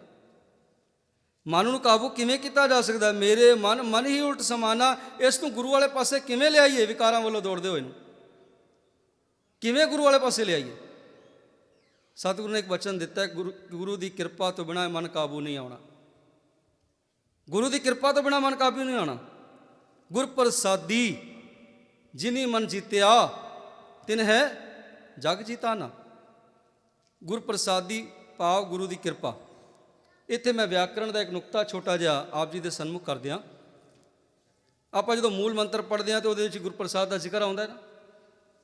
ਗੁਰਪ੍ਰਸਾਦ ਦਾ ਉਚਾਰਨ ਪ੍ਰਸਾਦ ਕਰਨਾ ਹੈ ਬਿੰਦੇ ਤੋਂ ਬਿਨਾਂ, ਸੱਸੇ ਦੇ ਥੱਲੇ ਬਿੰਦਾ ਨਾ ਲੱਗੇ। ਗੁਰਪ੍ਰਸਾਦ, ਪ੍ਰਸਾਦ ਦਾ ਭਾਵ ਹੋਵੇਗਾ ਗੁਰੂ ਦੀ ਕਿਰਪਾ। ਤੇ ਜੇ ਬਿੰਦੇ ਦਾ ਉਚਾਰਨ ਕਰ ਦਾਂਗੇ ਗੁਰਪ੍ਰਸਾਦ, ਪ੍ਰਸਾਦ ਦਾ ਭਾਵ ਹੋ ਜਾਏਗਾ ਦੇਖ, ਦੇਖ ਪ੍ਰਸਾਦ, ਦੁਨਿਆਵੀ ਪ੍ਰਸਾਦ ਜਿਹੜਾ ਅਸੀਂ ਰੋਜ਼ਾਨਾ ਲੈਣਾ। ਇਸ ਲਈ ਜਦੋਂ ਗੁਰਪ੍ਰਸਾਦ ਦਾ ਉਚਾਰਨ ਕਰਨਾ, ਧਿਆਨ ਰੱਖਣਾ ਬਿੰਦੇ ਦਾ ਉਚਾਰਨ ਨਾ ਹੋਵੇ। ਜੇ ਜਾਣੇ ਅਣਜਾਣੇ ਕਰ ਰਹੇ ਹਾਂ ਤਾਂ ਛੱਡ ਦਈਏ। ਇਹ ਉਲੰਘਣਾ ਕਰ ਰਹੇ ਹਾਂ, ਬੇਅਦਬੀ ਕਰ ਰਹੇ ਹਾਂ ਗੁਰੂ ਦੀ। ਇਸ ਲਈ ਵਿਆਕਰਣ ਥੋੜ੍ਹੀ ਜਿਹੀ ਪੜ੍ਹਨੀ ਜ਼ਰੂਰੀ ਹੈ। ਅਤੇ ਜਿਹੜੇ ਪੜ੍ਹ ਸਕਦੇ ਨੇ ਉਹ ਵਿਆਕਰਣ ਜ਼ਰੂਰ ਪੜ੍ਹਨ, ਭਾਵੇਂ 2 ਪੰਨੇ ਹੀ ਰੋਜ਼ ਦੇ ਪੜ੍ਹਨ, ਪਰ ਗੁਰਬਾਣੀ ਦਾ ਗਿਆਨ ਤਾਂ ਹੋਵੇਗਾ। ਗੁਰਬਾਣੀ ਪੜ੍ਹਨੀ ਕਿਵੇਂ? ਨਹੀਂ ਤਾਂ ਅਰਥਾਂ ਦੇ ਅਨਰਥ ਵੀ ਹੋ ਜਾਂਦੇ ਨੇ। ਪਾਤਸ਼ਾਹ ਜੀ ਕਹਿੰਦੇ ਗੁਰਪ੍ਰਸਾਦੀ ਜਿਨੀ ਮਨ ਜਿੱਤਿਆ ਤਿਨ ਹੈ ਜਗ ਜਿਤਾਨਾ, ਕਿ ਉਹਨਾਂ ਨੇ ਜਗ ਨੂੰ ਜਿੱਤ ਲਿਆ। ਹੁਣ ਜਿਨ੍ਹਾਂ ਨੇ ਜਗ ਨੂੰ ਜਿੱਤ ਲਿਆ ਉਹ ਕਿਹਨਾਂ ਜਿੱਤਿਆ? ਜਿਨ੍ਹਾਂ ਨੇ ਮਨ ਨੂੰ ਜਿੱਤਿਆ। ਹੁਣ ਮਨ ਨੂੰ ਜਿਨ੍ਹਾਂ ਨੇ ਜਿੱਤਿਆ ਉਹਨਾਂ 'ਤੇ ਵੱਡੇ ਤੋਂ ਵੱਡਾ ਦੁਸ਼ਮਣ ਵੀ ਕਾਬੂ ਨਹੀਂ ਪਾ ਸਕਦਾ। ਹੁਣ ਦੁਸ਼ਮਣ 'ਤੇ ਕਾਬੂ ਪਾਉਣਾ ਹੈ ਤੇ 2 ਪੱਖ ਨੇ। ਇੱਕ ਤਾਂ ਸਰੀਰ ਡਿਉਲ ਡੋਲ ਵਾਲਾ ਹੋਵੇ, ਸਰੀਰ ਤਾਕਤਵਰ ਹੋਵੇ, ਤੇ ਦੂਸਰਾ ਤੁਹਾਡਾ ਮਨ ਮਜ਼ਬੂਤ ਹੋਵੇ, ਮਨ ਦ੍ਰਿੜ ਹੋਵੇ। ਮਨ ਮਜ਼ਬੂਤ ਹੈ, ਸਰੀਰ ਤਾਕਤਵਰ ਹੈ, ਕੋਈ ਵੀ ਦੁਸ਼ਮਣ ਤੁਹਾਡੇ 'ਤੇ ਕਾਬੂ ਨਹੀਂ ਪਾ ਸਕਦਾ। ਅਗਰ ਸਰੀਰ ਤੁਹਾਡੇ ਕੋਲ ਨਹੀਂ ਹੈ, ਹਲਕਾ ਹੈ, ਪਰ ਮਨ ਕਾਬੂ ਹੈ, ਤਾਂ ਵੀ ਕੋਈ ਦੁਸ਼ਮਣ ਤੁਹਾਡੇ 'ਤੇ ਹਾਵੀ ਨਹੀਂ ਹੋ ਸਕਦਾ। ਪਰ ਜੇ ਮਨ 'ਤੇ ਕਾਬੂ ਨਹੀਂ ਹੈ, ਸਰੀਰ ਡੀਲ ਡੋਲ ਵਾਲਾ ਹੈ, ਤੇ ਸੱਚ ਜਾਣਿਓ ਨਿੱਕੇ ਤੋਂ ਨਿੱਕਾ ਦੁਸ਼ਮਣ ਵੀ ਤੁਹਾਡੇ 'ਤੇ ਹਾਵੀ ਹੋ ਜਾਏਗਾ, ਕਿਉਂਕਿ ਤੁਹਾਡਾ ਮਨ ਕਾਬੂ ਨਹੀਂ ਹੈ। ਮਨ ਕਾਬੂ ਨਹੀਂ ਹੈ ਸਾਡਾ ਤੁਹਾਡਾ, ਇਸ ਕਰਕੇ ਛੋਟੇ ਤੋਂ ਛੋਟਾ ਦੁਸ਼ਮਣ ਵੀ ਹਾਵੀ ਹੋਵੇਗਾ। ਹੁਣ ਡਾਕੂ ਦਰਿਆ ਖਾਂ ਦੀ ਉਦਾਹਰਣ ਆਉਂਦੀ ਹੈ ਇਤਿਹਾਸ ਦੇ ਅੰਦਰ। ਡਾਕੂ ਦਰਿਆ ਖਾਂ ਜਹਾਂਗੀਰ ਦੇ ਸਮੇਂ ਵਿੱਚ ਆਇਆ। ਹੁਣ ਜਹਾਂਗੀਰ ਤੋਂ ਲੋਕ ਡਰਦੇ ਨੇ, ਵੱਡੇ ਵੱਡੇ ਜਰਨੈਲ ਡਰਦੇ ਨੇ, ਉਹਦਾ ਨਾਂ ਸੁਣ ਕੇ ਕੰਬਦੇ ਨੇ। ਪਰ ਡਾਕੂ ਦਰਿਆ ਖਾਂ ਨਹੀਂ ਕੰਬਦਾ, ਨਹੀਂ ਡਰਦਾ। ਹਜ਼ਾਰਾਂ ਸੈਨਿਕ ਮਰਵਾ ਦਿੱਤੇ, ਲੱਖਾਂ ਰੁਪਈਏ ਉਜਾੜ ਦਿੱਤੇ, ਪਰ ਹੱਥ ਨਹੀਂ ਆਇਆ, ਪਕੜ ਨਹੀਂ ਆਇਆ ਜਹਾਂਗੀਰ ਦੀ। ਜਹਾਂਗੀਰ ਸੱਤਿਆ ਹੋਇਆ, ਅੱਕਿਆ ਹੋਇਆ ਇੱਕ ਦਿਨ ਬੈਠਾ, ਉਹਦੀ ਪਤਨੀ ਉਹਦੇ ਕੋਲ ਆ ਗਈ। ਕਹਿਣ ਲੱਗੀ ਕੀ ਗੱਲ ਹੈ, ਬੜੇ ਸਤੇ ਹੋਏ ਹੋ, ਬੜੇ ਅੱਕੇ ਹੋਏ, ਗੱਲ ਕੀ ਹੈ? ਕਹਿੰਦੇ ਨੇ ਲੱਖਾਂ ਰੁਪਏ ਡੋਬ ਦਿੱਤੇ ਨੇ, ਲਾ ਦਿੱਤੇ ਨੇ, ਹਜ਼ਾਰਾਂ ਸੈਨਿਕ ਮਰਵਾ ਦਿੱਤੇ ਨੇ, ਪਰ ਡਾਕੂ ਦਰਿਆ ਖਾਂ ਹੱਥ ਵਿੱਚ ਨਹੀਂ ਆਇਆ। ਉਹਨੇ ਮੇਰੀ ਨੀਂਦ ਆਰਾਮ ਕੀਤੀ ਪਈ ਹੈ। ਮੇਰਾ ਸੁਣ ਕੇ ਨਾ ਲੋਕ ਕੰਬਦੇ ਨੇ, ਵੱਡੇ ਵੱਡੇ ਜਰਨੈਲ ਕੰਬਦੇ ਨੇ, ਪਰ ਡਾਕੂ ਦਰਿਆ ਖਾਂ ਨਹੀਂ ਕੰਬਦਾ, ਨਹੀਂ ਡਰਦਾ। ਕਹਿ ਲਈਏ ਦਾਸੀ ਕਦੋਂ ਕੰਮ ਆਵੇਗੀ? ਇਸ ਦਾਸੀ ਨੂੰ ਥੋੜ੍ਹਾ ਜਿਹਾ ਤੁਸੀਂ ਹਿੰਮਤ ਦਿਓ, ਬਲ ਦਿਓ, ਇਹ ਕੰਮ ਦਿਓ ਤੇ ਮੈਂ ਪਕੜ ਵਿੱਚ ਲਿਆਉਂਦੀ ਹਾਂ। ਕਹਿਣ ਲੱਗਾ ਲੱਖਾਂ ਰੁਪਏ ਉਜਾੜ ਦਿੱਤੇ, ਹਜ਼ਾਰਾਂ ਸੈਨਿਕ ਮਰਵਾ ਦਿੱਤੇ, ਡਾਕੂ ਦਰਿਆ ਪਕੜ ਵਿੱਚ ਨਹੀਂ ਆਇਆ, ਤੇ ਤੂੰ ਉਹਨੂੰ ਕਿਵੇਂ ਪਕੜੇਂਗੀ? ਕਹਿੰਦੀ ਤੁਸੀਂ ਮੇਰੇ 'ਤੇ ਛੱਡ ਦਿਓ, ਮੇਰੇ 'ਤੇ ਛੱਡ ਦਿਓ, ਮੈਂ ਫੜਾਂਗੀ। ਸੱਚ ਜਾਣਿਓ ਉਹਦਾ ਮਨ ਜਿਹੜਾ ਕਾਬੂ ਦੇ ਵਿੱਚ ਸੀ, ਜਹਾਂਗੀਰ ਦੀ ਪਤਨੀ ਦਾ ਮਨ ਕਾਬੂ ਦੇ ਵਿੱਚ ਸੀ, ਤੇ ਉਹਨੇ ਇੱਕ ਯੁਕਤੀ ਵਰਤੀ, ਇੱਕ ਢੰਗ ਵਰਤਿਆ। ਉਹਨੇ ਇੱਕ ਚਿੱਠੀ ਭੇਜੀ ਡਾਕੂ ਦਰਿਆ ਖਾਂ ਤੱਕ। ਉਹਦੇ ਵਿੱਚ ਲਿਖਿਆ ਕਿ ਮੈਨੂੰ ਜਹਾਂਗੀਰ ਨਹੀਂ ਚਾਹੀਦਾ, ਸ਼ਰਾਬੀ ਹੈ, ਅਯਾਸੀ ਹੈ, ਕਵਾਬੀ ਹੈ, ਜਿਤਨੇ ਔਗਣ ਸਨ ਸਾਰੇ ਲਿਖੇ। ਭਾਵੇਂ ਉਹ ਪਤੀਵਰਤਾ ਸੀ, ਸਾਰੇ ਔਗਣ ਲਿਖੇ, ਤੇ ਵੀ ਲਿਖਿਆ ਡਾਕੂ ਦਰਿਆ ਖਾਂ ਮੈਨੂੰ ਤੇਰੇ ਵਰਗਾ ਪਤੀ ਚਾਹੀਦਾ। ਡੋਰੀਆਂ ਪਾਣੀਆਂ ਸ਼ੁਰੂ ਕੀਤੀਆਂ, ਸੁੱਟਣੀਆਂ ਸ਼ੁਰੂ ਕੀਤੀਆਂ। ਪਰ ਇੱਧਰ ਡਾਕੂ ਦਰਿਆ ਖਾਂ ਦਾ ਮਨ ਕਾਬੂ 'ਚ ਨਹੀਂ ਸੀ, ਉਹ ਕਾਬੂ 'ਚ ਆ ਗਿਆ, ਪਕੜ ਵਿੱਚ ਆ ਗਿਆ ਜਹਾਂਗੀਰ ਦੀ ਪਤਨੀ ਦੇ। ਉਹ ਪਕੜ ਦੇ ਵਿੱਚ ਜਦੋਂ ਆ ਗਿਆ, ਉਹਨੇ ਚਿੱਠੀ ਭੇਜੀ ਕਿ ਮੈਂ ਕਿਵੇਂ ਆਵਾਂ ਮਹਿਲਾਂ ਦੇ ਵਿੱਚ, ਦੱਸ ਤੇਰਾ ਮੇਰਾ ਜੀਵਨ ਯਾਪਨ ਕਿਵੇਂ ਸ਼ੁਰੂ ਹੋਵੇ, ਜ਼ਿੰਦਗੀ ਕਿਵੇਂ ਸ਼ੁਰੂ ਹੋਵੇ? ਕਹਿੰਦੀ ਇੱਦਾਂ ਕਰ, ਤੂੰ ਰਾਤ ਨੂੰ ਆਈ ਤੇ ਮੈਂ ਰੱਸੇ ਰਾਹੀਂ ਤੈਨੂੰ ਉੱਪਰ ਚੜਵਾ ਲਾਂਗੀ ਮਹਿਲਾਂ ਦੇ ਵਿੱਚ, ਆਪਾਂ ਮਹਿਲਾਂ ਵਿੱਚ ਰਵਾਂਗੇ, ਫਿਰ ਕਿਸੇ ਨੂੰ ਪਤਾ ਨਹੀਂ ਲੱਗਣ ਦਿਆਂਗੇ। ਠੀਕ ਹੈ। ਆਇਆ, ਪਰ ਮਹਿਲਾਂ ਤੱਕ ਪਹੁੰਚ ਨਾ ਸਕਿਆ, ਬਹੁਤਾ ਪੈਰਾ ਹੋਣ ਕਰਕੇ। ਫਿਰ ਯੁਕਤੀ ਢੰਗ ਵਰਤਿਆ ਗਿਆ ਕਿ ਮੈਂ ਕਿਵੇਂ ਆਵਾਂ, ਦੱਸ ਮੈਂ ਆਇਆ ਸੀ, ਵਾਪਸ ਹੋ ਗਿਆ, ਕਿਵੇਂ ਆਵਾਂ? ਉਹਨੇ ਉਹ ਯੁਕਤੀ ਆਪਣੇ ਪਤੀ ਨੂੰ ਵੀ ਦੱਸ ਦਿੱਤੀ ਜਹਾਂਗੀਰ ਨੂੰ, ਤੇ ਡਾਕੂ ਦਰਿਆ ਖਾਨ ਨੂੰ ਵੀ ਦੱਸ ਦਿੱਤੀ। ਕਹਿੰਦੀ ਮੈਂ ਅੱਜ ਆਪਣੇ ਘਰ ਦੇ ਵਿੱਚ ਹਵਨ ਕਰਵਾਉਣਾ ਹੈ, ਯੱਗ ਕਰਵਾਉਣਾ ਹੈ, ਤੇ ਬਾਹਰੋਂ ਖੀਰ ਦੇ ਕੜਾਏ ਆਉਣਗੇ, ਦੁੱਧ ਦੇ ਕੜਾਏ ਆਉਣਗੇ, ਪਤੀਲੇ ਆਉਣਗੇ, ਇੱਕ ਪਤੀਲਾ ਖਾਲੀ ਹੋਏਗਾ, ਤੂੰ ਉਹਦੇ 'ਚ ਬਹਿ ਜਾਈਂ, ਉੱਤੋਂ ਰੁਮਾਲ ਦੇ ਦਿੱਤਾ ਜਾਏਗਾ, ਉਹਦੇ 'ਤੇ ਲਿਖ ਦਿੱਤਾ ਜਾਏਗਾ ਡਾਕੂ ਦਰਿਆ ਖਾਨ। ਹੁਣ ਪਿਆਰਿਓ ਪਤੀਲੇ ਆਏ, ਇੱਕ ਪਤੀਲਾ ਖਾਲੀ ਸੀ, ਉਹਦੇ ਡਾਕੂ ਦਰਿਆ ਖਾਨ ਨੂੰ ਬਿਠਾ ਦਿੱਤਾ ਗਿਆ, ਉੱਤੋਂ ਕੱਪੜਾ ਬੰਨ੍ਹ ਦਿੱਤਾ ਗਿਆ, ਲਿਖ ਦਿੱਤਾ ਗਿਆ ਡਾਕੂ ਦਰਿਆ ਖਾਨ। ਔਰ ਉਹ ਜਦੋਂ ਪਤੀਲਾ ਮਹਿਲਾਂ ਦੇ ਵਿੱਚ ਆਇਆ, ਉਸ ਪਤੀਲੇ ਦੇ ਆਕਾਰ ਦਾ ਇੱਕ ਟੋਇਆ ਪੁੱਟ ਰੱਖਿਆ ਸੀ ਅੰਦਰ ਪਹਿਲੇ ਹੀ। ਜਹਾਂਗੀਰ ਦੀ ਪਤਨੀ ਨੇ ਪਹਿਲਾਂ ਟੋਇਆ ਪਟਵਾ ਰੱਖਿਆ ਸੀ ਉਹਦੇ ਆਕਾਰ ਦਾ। ਜਿਵੇਂ ਪਤੀਲਾ ਅੰਦਰ ਆਇਆ ਉਵੇਂ ਟੋਏ ਦੇ ਵਿੱਚ ਉਤਾਰ ਦਿੱਤਾ ਗਿਆ, ਉੱਤੋਂ ਟੋਆ ਦੱਬ ਦਿੱਤਾ ਗਿਆ। ਡਾਕੂ ਦਰਿਆ ਖਾਨ ਪਕੜ ਦੇ ਵਿੱਚ ਆ ਗਿਆ, ਸਿਰਫ ਇੱਕ ਯੁਕਤੀ ਦੁਆਰਾ, ਇੱਕ ਸਿਆਣਪ ਦੁਆਰਾ। ਕਿਵੇਂ ਪਕੜ 'ਚ ਆਇਆ? ਕਿਉਂਕਿ ਉਹਦਾ ਮਨ ਕਾਬੂ ਸੀ, ਜਹਾਂਗੀਰ ਦੀ ਪਤਨੀ ਦਾ ਮਨ ਕਾਬੂ ਸੀ, ਮਨ ਤਗੜਾ ਸੀ। ਉਸ ਮਨ ਤਗੜੇ ਨੇ ਜਿਹੜਾ ਉਸ ਨੂੰ ਪਕੜ ਲਿਆ। ਪਾਤਸ਼ਾਹ ਜੀ ਗੁਰਪ੍ਰਸਾਦੀ ਜਿਨੀ ਮਨ ਜੀਤਿਆ ਤਿਨ ਹੈ ਜਗ ਜਿਤਾਨਾ। ਮਨ ਜੀਤੈ ਜਗ ਜੀਤ। ਜਿਨ੍ਹਾਂ ਨੇ ਮਨ ਨੂੰ ਜਿੱਤਿਆ ਉਹਨਾਂ ਨੇ ਜਗ ਨੂੰ ਜਿੱਤ ਲਿਆ, ਤੇ ਜਿਨ੍ਹਾਂ ਨੇ ਜਗ ਨੂੰ ਜਿੱਤ ਲਿਆ ਪਿਆਰਿਓ, ਤਤੀ ਤਵੀ ਤੇ ਬੈਠ ਕੇ ਵੀ ਇਹ ਗੱਲ ਕਹਿੰਦੇ ਨੇ, ਤੇਰਾ ਕੀਆ ਮਿੱਠਾ ਲਾਗੇ ਹਰ ਨਾਮ ਪਦਾਰਥ ਨਾਨਕ ਮੰਗੇ। ਨਹੀਂ ਤੇ ਉਹ ਲੋਕ ਵੀ ਨੇ, ਮੈਂ ਕਹਿ ਕੇ ਸ਼ਬਦ ਦੇ ਅਰਥ ਕਰਾਂਗਾ। 15 ਮਾਰਚ 2002 ਦੀ ਘਟਨਾ, ਬਾਬਰੀ ਮਸਜਿਦ ਦੀ ਘਟਨਾ, ਸਾਰਿਆਂ ਨੂੰ ਜਾਣਕਾਰੀ ਹੋਵੇਗੀ ਉਹਦੀ। ਬਾਬਰੀ ਮਸਜਿਦ ਦੀ ਘਟਨਾ ਜਦੋਂ ਘਟੀ, ਟੀਵੀਆਂ ਦੇ ਉੱਤੇ ਐਡ ਵੀ ਆਈ, ਖਬਰਾਂ ਵੀ ਆਈਆਂ, ਤੇ ਅਯੋਧਿਆ ਦਾ ਨੀਂਹ ਪੱਥਰ ਬਦਲਣਾ ਸੀ, ਰੱਖਣਾ ਸੀ, ਔਰ ਉਹਦੀ ਥਾਂ ਬਦਲੀ ਜਾਣੀ ਸੀ। ਅਖਾੜੇ ਤੋਂ ਰਾਮਕੋਟ ਤੋਂ ਹੋਰ ਥਾਂ 'ਤੇ ਲਿਜਾਣੀ ਸੀ। ਤੇ ਉਸ ਦਿਨ ਜਿਹੜਾ ਜਦੋਂ ਅਨਾਉਂਸ ਕੀਤਾ ਗਿਆ ਕਿ ਫਲਾਣੇ ਦਿਨ ਨੀਂਹ ਪੱਥਰ ਰੱਖਿਆ ਜਾਣਾ, ਥਾਂ ਬਦਲੀ ਜਾਣੀ ਹੈ, ਇੰਨਾ ਕੁ ਸ਼ੰਕਾ ਹੋਇਆ ਉਸ ਸਮੇਂ ਦੇ ਸਾਧੂ ਨੂੰ, ਜੋਗੀ ਨੂੰ, ਜਿਹਦਾ ਨਾਂ ਸੀ ਰਾਮ ਕਿਸ਼ਨ ਪਰਮਹੰਸ। ਇਸ ਜੋਗੀ ਨੂੰ ਜਦੋਂ ਪਤਾ ਲੱਗਾ ਤੇ ਇਹਨੇ ਕਹਿ ਦਿੱਤਾ, ਇਹ ਆਪਣੇ ਆਪ ਨੂੰ ਸਦਾਉਂ ਸਾਹਿਬ ਦੇ ਸੀ, ਬਾਬਾ ਬੰਦਾ ਸਿੰਘ ਬਹਾਦਰ ਦੀ ਫੌਜ ਦੇ ਵਿੱਚੋਂ, ਉਹਦੀ ਵੰਸ਼ ਦੇ ਵਿੱਚੋਂ ਸਦਿੰਦਾ ਸੀ, ਮਾਧੋ ਦਾਸ ਬੈਰਾਗੀ ਦੀ। ਤੇ ਇਸ ਬੰਦੇ ਨੂੰ ਪਤਾ ਲੱਗਾ ਤੇ ਇਹਨੇ ਪ੍ਰਣ ਕੀਤਾ ਕਿ ਮੈਂ ਇਸ ਦਿਨ ਅਗਰ ਅਯੋਧਿਆ ਦੀ ਜਗ੍ਹਾ ਬਦਲੀ ਗਈ, ਨੀਂਹ ਪੱਥਰ ਬਦਲਿਆ ਗਿਆ, ਤੇ ਮੈਂ ਆਤਮਦਾਹ ਕਰ ਲਾਂਗਾ, ਆਤਮਦਾਹ ਕਰ ਲਾਂਗਾ। ਪਿਆਰੋ ਦਿਨ ਆ ਗਿਆ, ਮੀਡੀਆ ਇਕੱਠਾ ਹੋ ਗਿਆ ਕਿ ਅੱਜ ਸਾਧੂ ਨੇ ਆਤਮਦਾਹ ਕਰਨਾ ਹੈ। ਮੀਡੀਆ ਇਕੱਠਾ ਹੋਇਆ ਇਸ ਖਬਰ ਨੂੰ ਦਿਖਾਉਣ ਦੇ ਲਈ ਕਿ ਅੱਜ ਭਰੇ ਚੁਰਾਏ 'ਚ ਆਤਮਦਾਹ ਕਰੇਗਾ। ਜਦੋਂ ਆਤਮਦਾਹ ਦਾ ਸਮਾਂ ਆਇਆ, ਸਮਾਂ ਨਿਕਲ ਗਿਆ, ਮੀਡੀਆ ਵੇਖ ਰਹੇ, ਲੋਕ ਵੇਖ ਰਹੇ।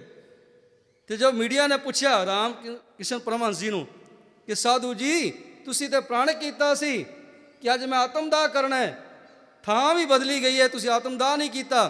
ਕਹਿਣ ਲੱਗਾ ਰਾਤੀ ਪ੍ਰਧਾਨ ਮੰਤਰੀ ਦਾ ਫੋਨ ਆਇਆ ਸੀ ਕਿ ਤੁਹਾਡੇ ਵਰਗੇ ਸੰਤਾਂ ਦੀ ਲੋੜ ਹੈ, ਹਲੇ ਮਰਿਓ ਨਾ, ਹਲੇ ਮਰਿਓ ਨਾ। ਪਿਆਰੋ ਜਿਨ੍ਹਾਂ ਦਾ ਮਨ ਕਾਬੂ ਹੁੰਦਾ ਹੈ, ਉਹ ਨੀਹਾਂ ਵਿੱਚ ਖੜੇ ਵੀ ਮੁਸਕਾਉਂਦੇ ਨੇ। ਪਿਆਰੋ ਮੌਤ ਤੋਂ ਡਰਦੇ ਨਹੀਂ, ਤਤੀ ਤਵੀ ਤੇ ਬੈਠ ਕੇ ਵੀ, ਨੀਹਾਂ ਦੇ ਵਿੱਚ ਖੜੋ ਕੇ ਵੀ। ਕਹਿੰਦਾ ਮੇਰੇ ਮਨ ਹੀ ਉਲਟ ਸਮਾਨਾ, ਮਨ ਉਲਟ ਵਾਲੇ ਪਾਸੇ ਜਾ ਰਿਹਾ, ਤੇ ਗੁਰੂ ਦੀ ਕਿਰਪਾ ਦੇ ਨਾਲ ਇਹਨੂੰ ਗੁਰੂ ਦੀ ਕਿਰਪਾ ਦੇ ਵਿੱਚ ਲਿਆ। ਗੁਰੂ ਦੀ ਕਿਰਪਾ ਨਾਲ ਕਾਬੂ ਆਏਗਾ, ਹੋਰ ਕਿਸੇ ਚੀਜ਼ ਨਾਲ ਕਾਬੂ ਨਹੀਂ ਆਉਣਾ। ਗੁਰਪ੍ਰਸਾਦ ਅਕਲ ਭਈ ਅਵਰੇ ਜਿਨ ਜੈਸਾ ਕਰ ਮਾਨਿਆ। ਗੁਰਪ੍ਰਸਾਦ ਗੁਰੂ ਦੀ ਕਿਰਪਾ ਦੇ ਨਾਲ ਅਕਲ ਭਈ ਅਵਰੇ, ਔਰ ਅਕਲ ਹੋਈ ਹੈ, ਅਕਲ ਪ੍ਰਾਪਤ ਹੋਈ ਹੈ। ਨਾਤਰ ਥਾ ਬੇਗਾਨਾ, ਪਹਿਲਾਂ ਇਹ ਬੇਗਾਨਾ ਸੀ, ਪਹਿਲਾਂ ਇਹ ਵਿਕਾਰਾਂ ਵਾਲੇ ਪਾਸੇ ਦੌੜ ਰਿਹਾ ਸੀ, ਪਹਿਲਾਂ ਇਹ ਦੁਨੀਆ ਵਾਲੇ ਪਾਸੇ ਦੌੜ ਰਿਹਾ ਸੀ, ਪਹਿਲਾਂ ਇਹ ਮਾਇਆ ਵਾਲੇ ਪਾਸੇ ਦੌੜ ਰਿਹਾ ਸੀ। ਪਰ ਜਦੋਂ ਗੁਰੂ ਦੀ ਸੋਚ ਮਿਲੀ ਤੇ ਕੀ ਹੋਇਆ? ਗੁਰੂ ਦੀ ਸੋਚ ਵਾਲੇ ਪਾਸੇ ਆ ਗਿਆ, ਗੁਰੂ ਵਾਲੇ ਪਾਸੇ ਆ ਗਿਆ। ਬੁੱਧ ਜਿਹੜੀ ਹੈ ਪਲਟ ਗਈ, ਅੰਦਰ ਬੁੱਧ ਪਲਟ ਗਈ, ਅਕਲ ਪਲਟ ਗਈ, ਅੰਦਰ ਵਿਚਾਰ ਪਲਟ ਗਏ। ਤੇ ਵਿਚਾਰਾਂ ਦਾ ਪਲਟਣਾ ਹੀ ਸਿੱਖ ਹੈ, ਵਿਚਾਰਾਂ ਦਾ ਪਲਟਣਾ ਹੀ ਮੁਸਲਮਾਨ ਹੈ, ਵਿਚਾਰਾਂ ਦਾ ਪਲਟਣਾ ਹੀ ਹਿੰਦੂ ਹੈ। ਸਾਡੇ ਵਿਚਾਰ ਪਲਟ ਗਏ ਤੇ ਸਮਝ ਲੈਣਾ ਹਿੰਦੂ ਬਣ ਗਏ ਹਾਂ। ਜੇ ਸਾਡੇ ਵਿਚਾਰ ਪਲਟ ਗਏ ਤਾਂ ਅਸੀਂ ਇਸਲਾਮ ਧਰਮ ਧਾਰਨ ਕਰ ਲਿਆ, ਤੇ ਜੇ ਸਾਡੇ ਵਿਚਾਰ ਸਿੱਖੀ ਅਨੁਸਾਰ ਹੋ ਗਏ ਤਾਂ ਅਸੀਂ ਕੀ ਹੋ ਗਏ? ਸਿੱਖ। ਸਿੱਖੀ ਸਿੱਖਿਆ ਗੁਰ ਵਿਚਾਰ। ਵੇਸ ਭਾਵੇਂ ਸਿੱਖ ਦਾ ਹੈ, ਪਰ ਵਿਚਾਰ ਹਿੰਦੂਆਂ ਵਾਲੇ ਤੇ ਅਸੀਂ ਹਿੰਦੂ ਹਾਂ। ਜੇ ਵਿਚਾਰ ਮੁਸਲਮਾਨਾਂ ਵਾਲੇ ਪਾਸੇ ਲੈ ਨੇ ਤੇ ਅਸੀਂ ਇਸਲਾਮ ਧਰਮ ਧਾਰਨ ਕੀਤਾ ਹੋਇਆ, ਸਿੱਖ ਹੋ ਕੇ ਵੀ ਧਰਮ ਕੀਤਾ ਹੋਇਆ ਧਾਰਨ। ਪਿਆਰਿਓ ਵਿਚਾਰਾਂ ਦਾ ਬਦਲਣਾ ਹੀ ਧਰਮ ਦਾ ਬਦਲਣਾ ਹੈ, ਧਰਮ ਦੇ ਚੋਲੇ ਨੂੰ ਬਦਲਣਾ ਹੈ। ਇਨਸਾਨ ਨਹੀਂ ਬਦਲਦਾ, ਇਨਸਾਨ ਉਹੀ ਰਹਿੰਦਾ। ਪਾਤਸ਼ਾਹ ਜੀ ਕਹਿੰਦੇ ਨੇ ਕਿ ਗੁਰਪ੍ਰਸਾਦ ਅਕਲ ਭਈ ਅਵਰੇ ਨਾ ਤੁਰ ਥਾ ਬੇਗਾਨਾ ਰਹਾਓ ਨਿਵਰੇ ਦੂਰ ਦੂਰ ਫੁਨ ਨਿਵਰੇ। ਪਹਿਲਾਂ ਕੀ ਸੀ? ਪ੍ਰਮਾਤਮਾ ਨਾਲੋਂ ਦੂਰ ਹੋਇਆ ਸੀ ਵਿਕਾਰਾਂ ਦੇ ਕਰਕੇ, ਜਿਹਦੇ ਬਾਰੇ ਸਤਿਗੁਰੂ ਨੇ ਬਾਣੀ ਦੇ ਅੰਦਰ ਕਿਹਾ ਕਰਮੀ ਆਪੋ ਆਪਣੀ ਕੇ ਨੇੜੇ ਕੇ ਦੂਰ। ਮਾੜੇ ਕਰਮ ਸਨ ਤੇ ਗੁਰੂ ਵੱਲੋਂ ਦੂਰ ਸੀ, ਚੰਗੇ ਕਰਮ ਹੋ ਗਏ ਤੇ ਗੁਰੂ ਨਾਲ ਨਜ਼ਦੀਕੀ ਬਣ ਗਈ। ਬਾਬਾ ਬੰਦਾ ਸਿੰਘ ਬਹਾਦਰ ਦੀ ਨਜ਼ਦੀਕੀ ਪਹਿਲਾਂ ਜੋਗੀਆਂ ਦੇ ਨਾਲ ਸੀ, ਜਾਦੂ ਟੂਣਿਆਂ ਦੇ ਨਾਲ ਸੀ, ਇਹੋ ਜਿਹੇ ਵਾਤਾਵਰਣ ਦੇ ਨਾਲ ਸੀ, ਤੇ ਇਹੋ ਜਿਹਾ ਵਾਤਾਵਰਣ ਦਾ ਪ੍ਰਭਾਵ ਸੀ ਸਰੀਰ ਦੇ ਅੰਦਰ। ਗੁਰੂ ਤੋਂ ਦੂਰ ਸਨ, ਪਰਮਾਤਮਾ ਤੋਂ ਦੂਰ ਸਨ। ਪਰ ਜਦੋਂ ਗੁਰੂ ਗੋਬਿੰਦ ਸਿੰਘ ਮਹਾਰਾਜ ਜੀ ਨੇੜੇ ਆਏ, ਨਜ਼ਦੀਕ ਆਏ, ਬਚਨ ਵਿਲਾਸ ਹੋਏ ਉਹਨਾਂ ਦੇ ਆਪਸ ਵਿੱਚ ਦੋਵਾਂ ਦੇ, ਤੇ ਉਦੋਂ ਕੀ ਹੋਇਆ? ਵਿਚਾਰ ਪਲਟ ਗਏ ਬਾਬਾ ਬੰਦਾ ਸਿੰਘ ਬਹਾਦਰ ਦੇ। ਮਾਧੋ ਦਾਸ ਬੈਰਾਗੀ ਦੇ ਵਿਚਾਰ ਪਲਟੇ ਤੇ ਮਾਧੋ ਦਾਸ ਬੈਰਾਗੀ ਕੀ ਬਣਿਆ? ਬਾਬਾ ਬੰਦਾ ਸਿੰਘ ਬਹਾਦਰ, ਗੁਰੂ ਦਾ ਗੁਲਾਮ, ਗੁਰੂ ਦੇ ਗੁਲਾਮ ਬਣੇ। ਵਿਚਾਰਾਂ ਦੇ ਸਦਕਾ ਬਣੇ। ਸਰੀਰ ਉਹੀ ਸੀ, ਮਨ ਉਹੀ ਸੀ, ਪਰ ਮਨ ਪਹਿਲੇ ਜਾ ਰਿਹਾ ਸੀ ਕਿਸੇ ਹੋਰ ਪਾਸੇ, ਪਰ ਗੁਰੂ ਨੇ ਮਨ ਨੂੰ ਮੋੜ ਕੇ ਸਿੱਖੀ ਵਾਲੇ ਪਾਸੇ ਲੈ ਆਂਦਾ। ਸਤਿਗੁਰ ਕਹਿੰਦੇ ਨੇ, ਨਿਵਰੇ ਦੂਰ ਦੂਰ ਫੁਨ ਨਿਵਰੇ ਜਿਨ ਜੈਸਾ ਕਰ ਮਾਨਿਆ, ਅਲੌਤੀ ਕਾ ਜੈਸੇ ਭਇਆ ਬਰੇਡਾ ਜਿਨ ਪੀਆ ਤਿਨ ਜਾਣਿਆ। ਅਲੌਤੀ ਦਾ ਮਤਲਬ ਮਿਸ਼ਰੀ ਦਾ ਸਰਬਤ। ਹੁਣ ਮਿਸ਼ਰੀ ਦਾ ਸਰਬਤ ਬਣਿਆ ਹੋਵੇ ਤੇ ਜਿਹਨੇ ਪੀਤਾ ਹੋਵੇ ਮਿੱਠਾ ਉਹੀ ਜਾਣਦਾ, ਉਹੀ ਜਾਣ ਸਕਦਾ। ਜਿਹਨੇ ਸਵਾਦ ਮਾਣਿਆ ਹੋਵੇ ਉਹੀ ਜਾਣ ਸਕਦਾ, ਹੋਰ ਤੇ ਕੋਈ ਨਹੀਂ ਜਾਣ ਸਕਦਾ। ਪਾਤਸ਼ਾਹ ਜੀ ਕਹਿੰਦੇ ਨੇ, ਅਲੌਤੀ ਕਾ ਜੈਸੇ ਭਇਆ ਬਰੇਡਾ ਜਿਨ ਪੀਆ ਤਿਨ ਜਾਣਿਆ। ਜਿਨ੍ਹਾਂ ਨੇ ਪੀਤਾ ਉਹਨਾਂ ਨੇ ਸਵਾਦ ਨੂੰ ਮਾਣਿਆ, ਜਿਨ੍ਹਾਂ ਨੇ ਸਿੱਖੀ ਨੂੰ ਚਖਿਆ ਉਹਨਾਂ ਨੇ ਸਿੱਖੀ ਦੇ ਸਵਾਦ ਨੂੰ ਵੀ ਮਾਣਿਆ। ਤਤੀ ਤਵੀ ਤੇ ਬੈਠ ਕੇ ਵੀ ਗੁਣ ਗਾਉਂਦੇ ਨੇ, ਰਾਮ ਕਿਸ ਪਰਮ ਹੰਸਵਲ ਵਰਗੇ ਨਹੀਂ ਹੋ ਜਾਂਦੇ, ਉਹਨਾਂ ਵਰਗੇ ਨਹੀਂ ਹੋ ਜਾਂਦੇ ਕਿ ਪ੍ਰਧਾਨ ਮੰਤਰੀ ਦਾ ਫੋਨ ਆਇਆ ਸੀ ਤੇ ਸਾਨੂੰ ਜਿਹੜਾ ਮੁੱਖ ਮੰਤਰੀ ਦਾ ਫੋਨ ਆਇਆ ਸੀ। ਜਿੰਨੇ ਮਰਜ਼ੀ ਫੋਨ ਆ ਜਾਣ, ਜਿੰਨੇ ਮਰਜ਼ੀ ਪਲਟ ਵਾਲੀ ਹਵਾ ਆ ਜਾਏ, ਪਲਟਵਾਰ ਆ ਜਾਏ, ਉਹ ਪਲਟਦੇ ਨਹੀਂ ਨੇ ਆਪਣੇ ਬਚਨਾਂ ਤੋਂ। ਬਚਨਾਂ ਦੇ ਪੂਰੇ ਹੁੰਦੇ ਨੇ। ਕਹਿੰਦੇ ਜਿਹੜਾ ਬਚਨਾਂ ਦਾ ਪੂਰਾ ਹੈ ਅਸਲ ਦੇ ਵਿੱਚ ਉਹ ਮਰਦ ਹੈ, ਤੇ ਜਿਹੜਾ ਬਚਨ ਤੋਂ ਮੁਕਰ ਗਿਆ, ਜਿਹੜਾ ਬਚਨ ਤੋਂ ਮੁਕਰ ਗਿਆ, ਜਿਹੜੀ ਜ਼ਬਾਨ ਤੋਂ ਮੁਕਰ ਗਿਆ, ਉਸ ਨੂੰ ਮਰਦ ਨਹੀਂ ਕਿਹਾ ਜਾ ਸਕਦਾ, ਉਹਨੂੰ ਮਰਦ ਨਹੀਂ ਆਖਿਆ ਜਾ ਸਕਦਾ। ਤੇ ਪਾਤਸ਼ਾਹ ਜੀ ਜੇ ਮਰਦ ਬਣਨਾ ਹੈ ਤੇ ਗੁਰੂ ਦੇ ਬਚਨਾਂ ਤੇ ਪਹਿਰਾ ਦੇ। ਔਰ ਜੇ ਕਿਸੇ ਨੂੰ ਬਚਨ ਕੀਤਾ ਹੈ ਔਰ ਉਹਦੇ 'ਚ ਆਪਣਾ ਨੁਕਸਾਨ ਹੈ ਤੇ ਬਚਨ ਕਰਕੇ ਵੀ ਉਹਨੂੰ ਪਾਲ, ਭਾਵੇਂ ਆਪਣੇ ਨੁਕਸਾਨ ਝੇਲਣਾ ਪਏ। ਆਪਣੀ ਜ਼ੁਬਾਨ ਨੂੰ ਪਾਲ ਕੇ ਜਾ, ਜੇ ਜ਼ੁਬਾਨ ਕੀਤੀ ਆ ਤਾਂ। ਤੇ ਜੇ ਜ਼ੁਬਾਨ ਨੂੰ ਪੂਰੀ ਨਹੀਂ ਕਰਦਾ ਤੇ ਪਾਤਸ਼ਾਹ ਜੀ ਨੇ ਫਿਰ ਤੂੰ ਕੱਚਾ ਹੈ। ਜਿਨ ਮਨ ਹੋਰ ਮੁਖ ਹੋਰ ਸੇ ਕਾਂਢੇ ਕੱਚੇ ਆ। ਕਿਉਂ? ਨਰ ਕੱਚੇ ਨੇ ਜਿਹੜੇ ਜ਼ੁਬਾਨ ਦੇ ਪੱਕੇ ਨਹੀਂ, ਜਿਨ੍ਹਾਂ ਕੋਲ ਜ਼ੁਬਾਨ ਤੇ ਹੈ ਪਰ ਜ਼ੁਬਾਨ ਦੇ ਵਿੱਚ ਉਹ ਰਸ ਨਹੀਂ ਹੈ। ਤੇ ਪਾਤਸ਼ਾਹ ਜੀ ਕਹਿੰਦੇ ਨੇ, ਅਲੌਤੀ ਕਾ ਜੈਸੇ ਭਇਆ ਬਰੇਡਾ ਜਿਨ ਪੀਆ ਤਿਨ ਜਾਣਿਆ, ਤੇਰੀ ਨਿਰਗੁਣ ਕਥਾ ਕਾਏ ਸੋ ਕਹੀਏ ਐਸਾ ਕੋਈ ਵਿਵੇਕੀ। ਤੇਰੀ ਕਥਾ ਕਿਹਨੂੰ ਕਹੀਏ, ਤੇਰੀ ਵਿਚਾਰ ਕਿਹਨੂੰ ਦਸੀਏ? ਕਹਿੰਦੇ ਕੋਈ ਵਿਵੇਕੀ ਹੋਵੇ, ਵਿਵੇਕ ਬੁੱਧ ਹੋਵੇ, ਸਮਝਦਾਰ ਬੁੱਧ ਹੋਵੇ, ਉਹਦੇ ਨਾਲ ਤੇ ਵਿਚਾਰ ਕਰੀਏ। ਪਰ ਤੇਰੀ ਵਿਚਾਰ ਹੀ ਪਰੇ ਤੋਂ ਪਰੇ ਆ, ਕਿਹਦੇ ਨਾਲ ਕਰੀਏ ਦੱਸ? ਕੋਈ ਵਿਵੇਕੀ ਮਿਲਦਾ ਹੀ ਨਹੀਂ, ਕੋਈ ਐਸਾ ਮਿਲਦਾ ਹੀ ਨਹੀਂ ਤੇਰੇ ਵਿਚਾਰਾਂ ਦੀ ਕੀਮਤ ਪਾ ਸਕੇ। ਤੇ ਪਾਤਸ਼ਾਹ ਜੀ ਕਹਿੰਦੇ ਨੇ, ਗਠੜੀ ਉਹਦੇ ਅੱਗੇ ਖੋਲ ਵਿਚਾਰਾਂ ਦੀ ਜਿਹੜਾ ਤੇਰੀ ਗਠੜੀ ਦਾ ਮੁੱਲ ਪਾ ਜਾਏ। ਤੇ ਜਿਹੜਾ ਗਠੜੀ ਦਾ ਮੁੱਲ ਨਾ ਪਾਵੇ ਨਾ, ਉਹਦੇ ਅੱਗੇ ਵਿਚਾਰ ਖੋਲੀ ਨਾ ਕਦੇ ਵੀ, ਉਹਦੇ ਅੱਗੇ ਆਪਣਾ ਅੰਦਰ ਖੋਲੀ ਨਾ, ਕਿਉਂਕਿ ਉਹਦੇ ਅੱਗੇ ਆਪਣਾ ਅੰਦਰ ਖੋਲੇਗਾ ਤੇ ਵਿਕਾਰ ਚਲਾ ਜਾਏਗਾ, ਨਾ ਉਹ ਮੰਨੇਗਾ ਤੇ ਨਾ ਉਹਨੇ ਮੰਨਣਾ। ਇਸ ਲਈ ਜਿੱਥੇ ਮੁੱਲ ਪਵੇ ਉੱਥੇ ਹੀ ਗਠੜੀ ਖੋਲੋ, ਗੁਣਾਂ ਦੀ ਗਠੜੀ ਉੱਥੇ ਖੋਲੋ ਜਿੱਥੇ ਸਾਂਝ ਹੋਵੇ। ਤੇ ਜਿੱਥੇ ਸਾਂਝ ਨਹੀਂ ਹੈ ਤੇ ਉੱਥੇ ਗਠੜੀ ਖੋਲਣ ਦਾ ਫਾਇਦਾ ਨਹੀਂ ਹੈ। ਪਾਤਸ਼ਾਹ ਜੀ ਕਹਿੰਦੇ, ਜੈ ਤੇਰੀ ਨਿਰਗੁਣ ਕਥਾ ਕਾਏ ਸੋ ਕਹੀਏ ਐਸਾ ਕੋਈ ਵਿਵੇਕੀ, ਕਹੋ ਕਬੀਰ ਜਿਨ ਦਿਆ ਪਲੀਤਾ ਤਿਨ ਤੈਸੀ ਚੱਲ ਦੇਖੀ। ਕਹਿੰਦੇ ਕਹੋ ਕਬੀਰ ਜਿਨ ਦਿਆ ਪਲੀਤਾ, ਕਿ ਜਿਨ੍ਹਾਂ ਨੇ ਪ੍ਰਮਾਤਮਾ ਦੇ ਚਰਨਾਂ ਦੇ ਵਿੱਚ ਆਪਣਾ ਆਪਾ ਦਿੱਤਾ ਹੈ, ਆਪਣਾ ਆਪਾ ਰੱਖਿਆ ਹੈ, ਕਹਿਣ ਲੱਗੇ ਉਹਨਾਂ ਨੇ ਹੀ ਉਸ ਪਰਮਾਤਮਾ ਦੇ ਨਾਮ ਦਾ ਅਭਿਆਸ ਕੀਤਾ ਹੈ, ਉਸ ਪਰਮਾਤਮਾ ਦੇ ਨਾਮ ਨੂੰ ਮਾਣਿਆ। ਕਹੋ ਕਬੀਰ ਜਿਨ ਦਿਆ ਪਲੀਤਾ ਤਿਨ ਤੈਸੀ ਚੱਲ ਦੇਖੀ। ਉਹਨਾਂ ਨੇ ਚੱਲ ਪਰਮਾਤਮਾ ਦੀ ਦੇਖੀ ਸੀ, ਪਰਮਾਤਮਾ ਦੀ ਚੱਲ ਦੇਖੀ ਸੀ, ਤੇ ਉਹਨਾਂ ਨੇ ਉਹੋ ਜਿਹਾ ਬਿਆਨ ਪਰਮਾਤਮਾ ਨੂੰ ਕਰ ਦਿੱਤਾ ਹੈ, ਉਹਨਾਂ ਨੇ ਸਵਾਦ ਮਾਣਿਆ। ਸਤਿਗੁਰ ਜੀ ਕਿਰਪਾ ਕਰਨ, ਮਿਹਰ ਭਰਿਆ ਹੱਥ ਰੱਖਣ, ਸਾਨੂੰ ਸਾਰਿਆਂ ਨੂੰ ਚੜ੍ਹਦੀਆਂ ਕਲਾ ਬਖਸ਼ਿਸ਼ ਕਰਨ। ਇਤਨੇ ਕੋ ਬਚਨ ਪ੍ਰਵਾਨ ਕਰਨੇ। ਪ੍ਰਬੰਧਕ ਕਮੇਟੀ ਦਾ ਧੰਨਵਾਦ ਫਤਿਹ ਚੈਨਲ ਦਾ, ਜਿਨ੍ਹਾਂ ਨੇ ਅਸੀਸ ਬਖਸ਼ਿਸ਼ ਕੀਤੀ ਔਰ ਆਪ ਪਿਆਰੀਆਂ ਸੰਗਤਾਂ ਦੇ ਦਰਸ਼ਨ ਹੋਏ। ਇਤਨੀਆਂ ਕੋ ਵਿਚਾਰਾ ਕਰ ਦੋ ਅਖਿ ਮਦ ਜਾਚਕਾਂ। ਵਾਹਿਗੁਰੂ ਜੀ ਕਾ ਖਾਲਸਾ।